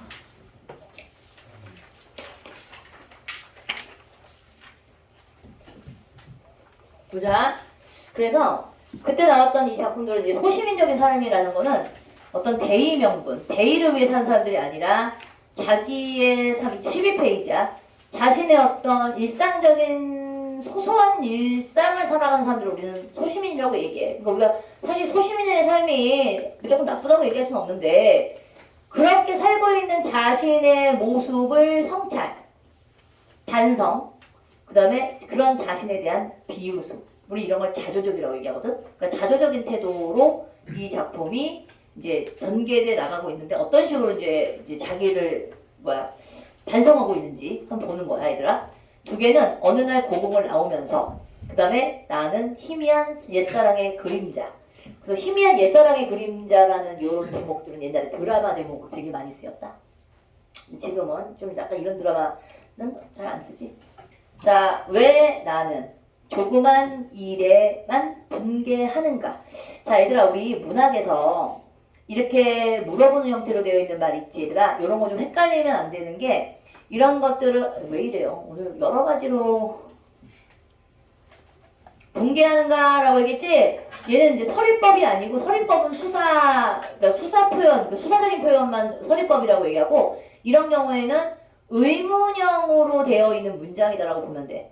왜 나는 조그만 일에만 분개하는가? 그러니까 큰 일에는 분개하지 않아. 작은 사소한 일에 분개한대. 자, 그럼 이 사람이 말하고 있는 조그만 일이라는 게 뭔가 보자. 왕공 대신에, 왕공의 음탕 대신에, 그러니까 왕공의 음탕 이런 것들은 조금 더 자기보다 큰 존재들이지. 이런 존재에는 분개하지 않으면서 50원짜리 갈비가 기름덩어리만 나왔다고 분개하고, 그래서 옹졸하게라는 말을 계속 반복적으로 쓰고 있지, 얘들아. 그럼 이거는 뭐냐면 자기가 한 행동이 되게 좁아터진 행동이라는 걸 알고 있는 거야. 옹졸하게 분개하고 설렁탑집 돼지 같은 주인년한테 라고 얘기했지, 얘들아. 그럼 여기서 세목한 친 부분들은 굉장히 작은 일에, 그냥 일상적인 작은 일에만 화를 내는 거야. 어떻게 보면 자기보다 조금 약한 존재에만 부르르 화를 내고 있는 거죠. 욕을 하고 옹졸하게 욕을 하고 반복하고 있지? 자, 그런 다음에 이제 뭐냐면 한번 정정당당하게 붙잡혀간 소설가를 위해서, 그러니까 이런 건 이제 대의예요. 대의 명분을 가지고서 이제 붙잡혀간 어떤 소설가를 위해서, 또는 언론의 자유를 요구하고 월남 파병에 반대하는 자유를 이행하지 못하고, 그러니까 이런 것들은 뭐냐면 대의 명분과 관련 있는 것들인데 이런 거에는 자기가 저항하지 못해. 그러면서 20원을 받으러, 그럼 20원이라는 말을 쓴 거 보니까 시대적 배경이 조금 보여지지. 지금은 아니겠구나. 지금은 조금 더 이전이겠구나. 20원을 받으러 3번씩 4번씩 찾아오는 야경꾼들. 야경꾼은 누구냐면 야간 경비원. 옛날에는 이제 이렇게 순찰을 해주고 있는 야간 경비원들이 그냥 이렇게 민간 사람들에게 약간 돈을 조금 거두고 다니고 그랬었어. 자, 야경꾼들에게만 증오하고 있는가? 한마디로 하면 자기보다 조금 더 약하다고 생각하는 사람들 더 분노를 일으키는 거야. 자, 그 다음에 이 사람이 이제 자기를 반성하죠. 좀 더 구체적으로.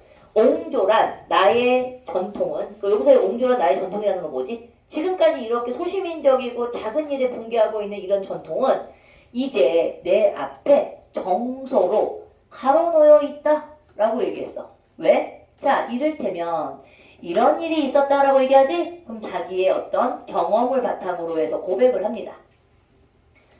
부산에 포로수용소의 제14야전 병원에 있을 때 마치 이제 다른 사람들에게 이렇게 서사 형식으로 이게 고백하듯이 얘기하고 있지? 병원에 있을 때 정보원이 너스들은 간호사입니다.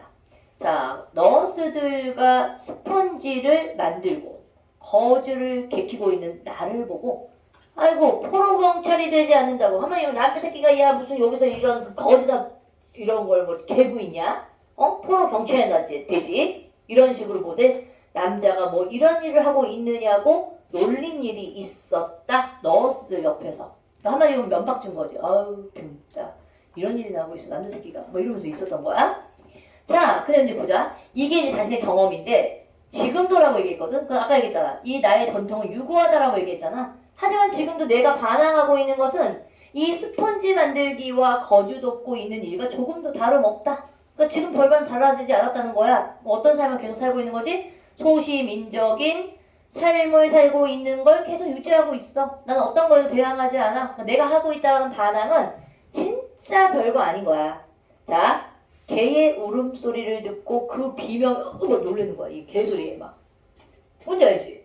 그럼 어떻게 보면 굉장히 막 큰일 놀리는 게 아니죠? 일상적인 아주 사소로운 일들에 그 다음에 머리에 피도 안 마른 애놈의 투정해지는 거야. 그러니까 어린애한테 아유 알았어 져줘. 어? 그 다음에 떨어지는 봐봐 이거 잘 보세요 얘들아. 떨어지는 은행나무 잎도 내가 밟고 가는 가시밭. 근데 얘들아 은행나무에서 떨어진 잎을 밟는다라는 건 그냥 어떻게 보면 되게 사사로운 일에도 아우 힘들어 내 인생 너무 힘들어 이러면서 뭐야 가시밭이라고 여기면서 살았다는 거지. 무슨 말인지 알겠지? 그러니까 일상적인 이렇게 소소로운 일들을 하고 살면서도 나는 맨날 투정 힘들어 이렇게 입에 달고 살았다는 거야. 자 그래서 뭐래? 자 근데 너희 중요한 거 이거 이 시인이 똑같은 구절을 반복한 게 아니고요. 불필요하게 우리 알바님께서 반복적으로 또 넣으신 거예요. 그러니까 원작을 훼손했어. 지워. 아니 얘는 왜 넣어야 될 건 빼버리고 안 넣어도 되는 걸 두 번 또 쓰고 난 정말 이제 면목이 없네 얘들아. 이 책의 퀄리티 지워. 없어도 되는 이거야. 반복이 아닌 거야. 자 아무래도 뭘 느꼈냐면 나는 비켜서 있다. 절정 위에 서 있지 않고 암만 해도 조금쯤 옆으로 비껴서 있다. 그럼 아까 이육사의 절정과는 조금 다르지 얘들아. 이육사의 절정은 이 사람이 최고조에 이르는 공간에 서 있다라고 친다면 이 사람은 뭐냐면 약간 자기는 절정에서 벗어나 있는 그런 삶을 살고 있다는 얘기지. 격정적으로 살고 있는 사람이 아니야. 그러면서 뭐라고 하냐면 그리고 고백해. 조금쯤 옆에 서 있는 것이 조금은 비겁한 것이라고 알고 있다 라고 얘기해. 나의 삶은 소시민적인 삶을 살고 있는 나의 삶은 좀 비겁해. 뭔가 모르게 큰 소리 치지 못하고 저항하지도 못하는 찌질하고 옹졸한 삶을 살고 있어. 자, 이 사람의 전반적인 태도는 어떤 태도야? 자기 스스로 비웃고 있지. 우린 이런 걸 자조적 태도라고 얘기합니다. 자기 스스로를 굉장히 못났다라고 생각을 하면서 자기 행동을 비웃고 반성해. 그러면서 뭐라는 줄 알아? 그러니까 이렇게 옹졸하게 반항한다. 누구에게 옹졸하게 반항하는 줄 아니? 큰 사람들에게는 반항도 못해. 이발쟁이에게. 그럼 이발쟁이는 뭔 줄 알아 얘들아? 약한 사람이잖아. 나보다 약한 사람들에게 오히려 막 큰 소리 쳐. 너희들이 갑질하는 거 있잖아. 나한테 갑질하잖아. 공부 안 해요. 니네들이 나한테 갑질하는 거야 이 새끼들아. 선생님 안 해. 나는 항상 의리지. 아니라고 생각하니? 내가 의리지 얘들아. 공부 안 해요. 선생님 짜증나요. 니네들 그러니까 이렇게 옹졸한 반응을 하고 있는 거야. 초자한 새끼들아. 너는 소시민적인 김대민 무슨 의미인지 알지? 오케이. 알면 됐어. 그러니까 이제 큰 사람한테 가가지고 이제 짤짤 매는 거지. 학교 가가지고 얘 좀 잘 좀 써주세요. 비굴하게. 그렇게 살고 있고 땅 주인에게는 못하는 거지. 자기보다 힘이 센 자들. 너희들에게는 힘이 센 자는 학교 선생이지. 왜냐면 너희들 학종 써줘야 될 거 아니야. 이거 잘 써줘야 될 거 아니야. 그렇죠? 그런 사람들한테 막 땅 주인에게는 못하고 이발쟁이라는 건 뭐냐? 나같이 이제 약한 존재들에게 내가 약한 존재는 아닌데 괜히 나를 약한 존재로 만들어버렸네. 약한 존재에게 큰 소리 뻥뻥 치고 사는 거야. 갑질하면서. 자 누구는 못해요? 구청 직원은 이제 공무원이야. 동해 직원에게도 못해요. 왜? 자기보다 조금 더 뭘 가지고 있어? 이런 어떤 걸 가지고 있는 자들인 거지. 조금 더 우위에 있는 자들인 거지. 근데 누구에게는 또 큰 소리 쳐? 아까 얘기했던 야간 경비원들, 자기보다 약한 사람들에게는 오히려 20원 때문에, 10원 때문에, 쪼잔한 것 때문에 우습지 않느냐? 한마디로 하면 자조적인 거죠. 자기 스스로 되게 한심하게 느껴지는 거야. 이런 때문에 부들부들 떨어나가지고. 그래서 너희 이런 장면들은 시 속에서 되게 많이 나온다. 그러니까 불쌍하게 막 귤 팔고 있는 할머니한테 가가지고 할머니 더 줘요. 그래서 하나 막 더 집어넣어. 돈도 더 주고 오는 게 아니라 뺏어오는 거야. 군고구마장에서 밤에 막 겨우 막 3개 팔아야 되는데 이거 하나 더 줘. 막 그럼 더 집어넣고. 이렇게 갑질인 거야 얘들아. 별게 아니야. 자 그래서 이 사람이 이제 마지막에 뭐라고 얘기하면 모래야 나는 얼마만큼 적으냐?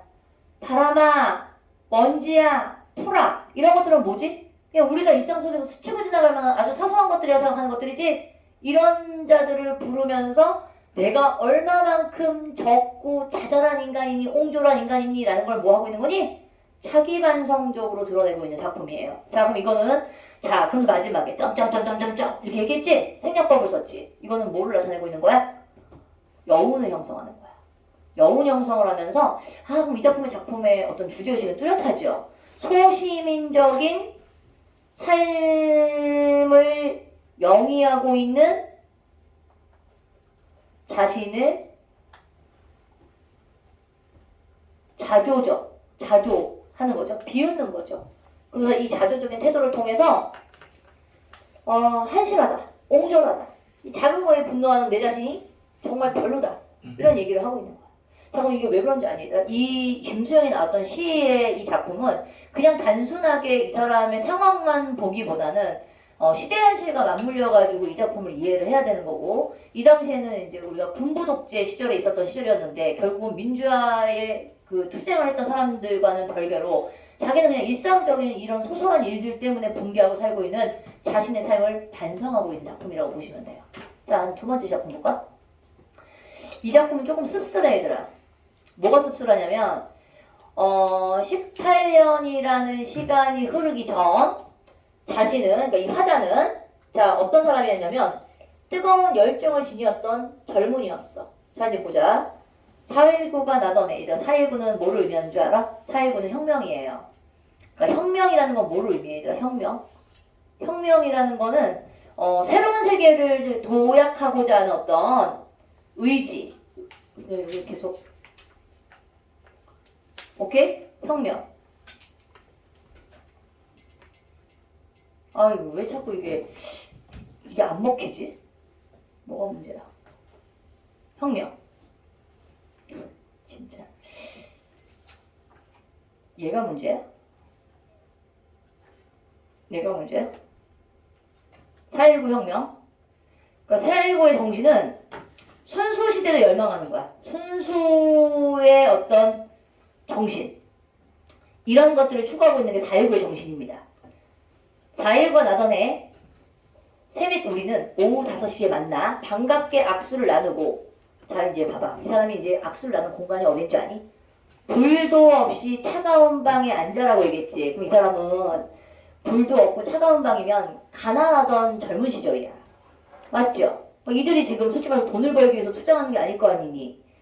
하얀 입김을 뿜으며 이거는 뭐냐면 가진 건 없으나 열정이 있었던 젊은 시절. 자 어때? 불도 없는 차가운 방과 열띤 토론은 굉장히 대비적이지. 어떤 촉각의 심상을 자극하는 열띤 토론은 열정이란 말이야. 열정의 어떤 그런 마음을 가지고 순수한 마음으로 열띤 토론을 했어. 자 여기서의 어리석다라는 얘기는 사실은 뭐를 어리석다고 얘기하는 거지? 이렇게 열정. 열띤 토론을 하고 있는 이 열정의 마음을 단어적인 표현으로 어리석다라고 얘기한 거지. 그러니까 어떻게 보면 이거는 순수함을 얘기하는 거야. 우린 그때 참 순수했는데 말이야. 우리는 무엇인가를 정취하는 전혀 관계없는 무엇인가를 위해서 살리라 믿었던 것이다. 이게 왜 그런 줄 아니? 야 우리가 있잖아. 새로운 혁명이 이루어지면 우리의 미래는 정말 행복할 거야. 이러면서 순수한 부르짖음을 지셨던 젊은 시절이 있었다는 거지. 이건 너희 부모님도 마찬가지고 나도 마찬가지고 한때는 젊은 어떤 이런 열망이 있었던 시절이 있었을 겁니다. 맞아요? 근데 요즘 젊은 새끼들은 너무 일찌감치 세상에 눈을 떠가지고 그렇게 살 필요 없습니다 막 이러고 있는 게 너무 많은 거지. 이건 의미 없어요. 근데 의미 없지 않은 게 너희들이 사실은 이렇게 살 수 있었던 거의 바탕에는 이들의 피 흘림이 있었기 때문일 수 있어. 사실은 우리가 거슬러 올라가 보면 자 그래서 뭐라고 하는지 알아? 결론 없는 모임을 끝낸 밤.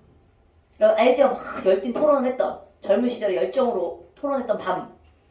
자 해화동 로타리가 지금으로 따진 대학로 저기 성균관대학교 있는 그쪽 라인인데 이 당시에는 뭐 서울대학교도 이쪽에 있고 해가지고 되게 이제 대학가에서 거의 대원하던 사람들이 여기에 많이 몰렸었고 해화동 로타리는 그냥 대학로야. 이름이 대학로야. 대학 거리인 거야. 그러니까 모든 대학생들이 열정으로 뜰떠 뭉쳤던 거리였겠지. 해화동 로터리에서 대포 술을 마시며 자, 무슨 얘기했는지 알아, 얘들아? 사랑과 아르바이트와 병역 문제 때문에. 그럼 이런 것들은 뭔지 아니? 돈 되는 얘기들이야? 세속적인 얘기들이 아니라 어떻게 보면 되게 순수한 젊음의 열정을 불러일으키는 그런 얘기들이었던 거지. 우리는 그런 이야기들을 하면서 그 대학로에 청춘을 붙인 거지. 우리는 어땠던 거지? 때묻지 않은 고민들을 했었던 것이에요. 그러니까 세속적인 고민들이 아니고 굉장히 정말 청춘이 할 수 있을 법한 고민들을 했던 거지. 근데 우리는 그런 고민들이 바로 뭐냐면 아무도 귀 기울이지 않는 노래라고 표현을 했고 누구도 흉내낼 수 없는 노래라는 표현을 썼었어. 이건 바로 뭐다? 젊음의 순수하던 시절. 저마다 목청껏 불렀다. 돈을 받지 않고 부르는 노래는 겨울밤. 자, 여기서부터 이제 시상이 전환이 일어나. 어디까지? 겨울밤 하늘로 올라가 별똥별이 되었다라고 얘기했지? 그럼 별똥별은 뭐니? 죽음을 의미하는 거잖아. 이제 그 세계는 끝났어. 그치요? 그러면 어디야? 그로부터 전환이 일어나 18년이 오랜만에 우리는 모두 무엇이 되어서 만나게 돼요? 우리 모두 무엇이 되었다는 얘기는 막 되게 대단한 어떤 혁명가가 된 게 아니라 어떤 사람이 됐대요? 안타깝게도 혁명이 두려운 기성세대. 야, 이 정도만 유지가 돼도 다행이겠다. 야, 우리 그냥 이렇게 안전하게 살았으면 좋겠다. 이런 생각을 하게 되는 이제 기성세대가 돼버린 거지. 넥타이라는 건 어떤 상징물이냐면 사실은 사회적인 속박을 나타내고 있는 거거든. 그러니까 이 사람은 이미 이제 뭐가 된 거니? 사회 속에 속하게 된 인물이 된 거야. 야, 사실은 너희들 청춘이라고 하는 시기가 언제부터 언제인 줄 아니더라? 10대는 사실 청춘이라고 얘기하기엔 되게 불안정한 시기고 우리가 알고 있는 그 청춘은 되게 싱그럽고 열정적이고 굉장히 신비로운 나이가 청춘이거든? 따지고 보면 딱 20살 때부터 23 정도까지가 되게 아름다운 청춘이라고 볼 수 있어요. 왜냐면 그때가 대학 시기잖아. 그때 너희들에게 진짜 꿈을 꿀 수 있는 그 모든 화려한 꿈들이 그 시기에 꺼져. 그래서 어떤 사람의 수필에서 보게 되면 민턴이라는 사람의 수필을 보게 되면 청춘 예찬이라는 작품이 있어. 그 글에서 보게 되면 청춘에 대한 예찬이라는 수필이 굉장히 나는 옛날에는 너무 미사일구가 너무 많아. 너무 꾸며진 게 너무 많아라고 생각했는데 진짜 그래. 그러니까 23살이면은 그럼 선생님 23살이 넘어가면 청춘이 아닌가요? 약간 청춘에서 멀어지는 거야. 왜? 너희는 이제 대학을 졸업하고 나면 이제부터 무슨 신경을 쓰게 되냐면 이제 사회인으로서 가는 길이기 때문에 그때부터는 조금은 너희가 순수한 열정을 품었던 나이에서 조금씩 더 빗나가게 되는 거지. 그럼 30대가 됐어.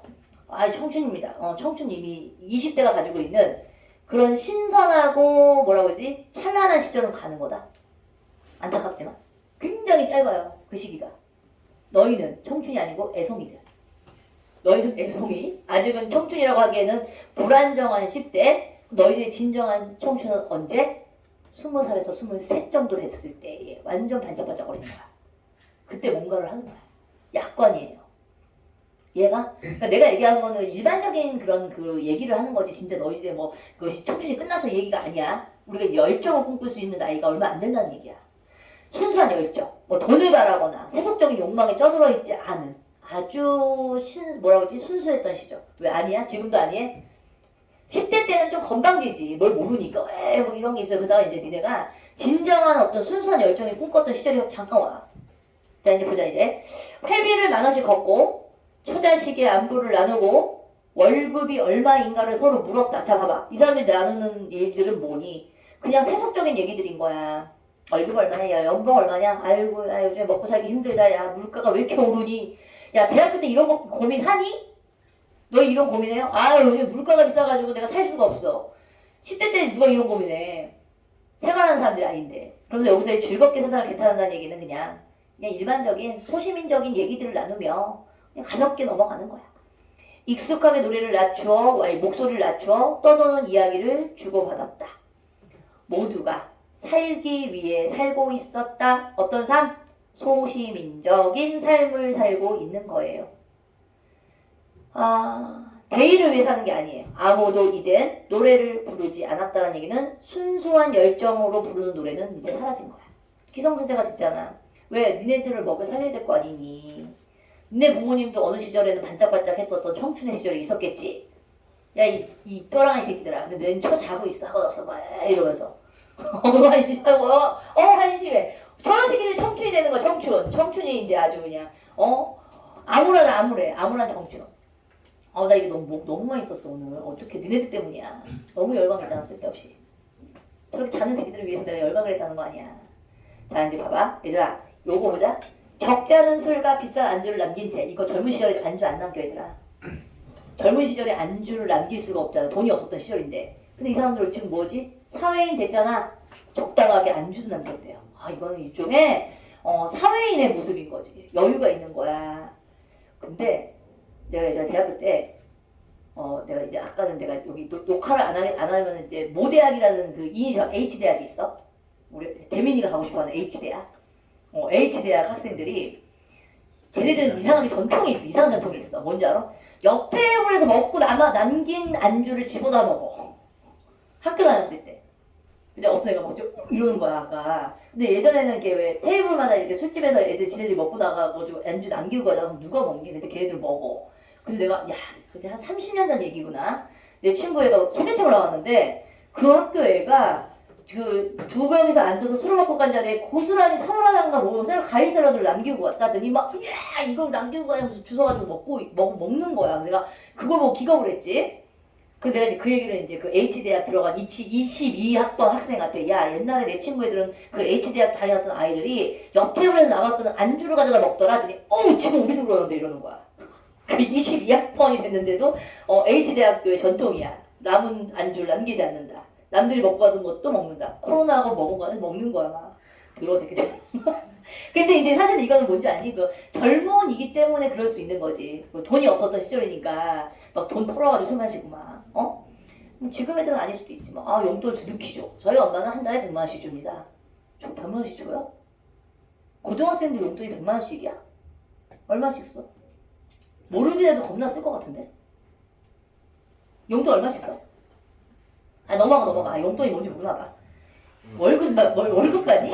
용돈이 월급 받냐? 용돈이라는 거 몰라? 그때그때마다 샀어가지고 모르는 거지. 나쁘지 않다고? 이거 갖다 먹는 거? 안주. H들 그래. 더러운 짓이야. 하지마. 자, 멋이선 애들아. 포커를 하러 갔고, 멋이선은 춤을 추러 갔고. 그럼 멋이선은 봐봐. 동숭동길이라고 얘기했었지? 그 아까 얘기했던 해화동길이에요. 그러니까 옛날 추억을 곱씹으며 동숭동길을 걷기 시작해. 자, 이러면서 이제 자신의 어떤 성찰이 시작되는 거지, 이 공간이. 자, 돌돌 많은 달력을 소중하게 옆에 끼고 오랜 방황 끝에 되돌아온 곳이라는 얘기는 뭐냐면 자신의 순수한 열정이 있었던 곳이었잖아. 해화동 로타리였던 공간이. 그러면서 뭐라고 하냐면 이 공간은 어떤 곳이었는지 알아 얘들아? 우리의 옛사랑이 피 흘린 곳. 옛사랑이 피 흘렸다는 게 뭐냐면 그 뜨거운 투쟁을 위해서 피 흘렸던 많은 젊은이들이 그랬던 곳. 근데 이 공간이 지금은 어때요? 낯선 건물들을 수상하게 들어섰고라고 얘기했으니까 변해버린 거야.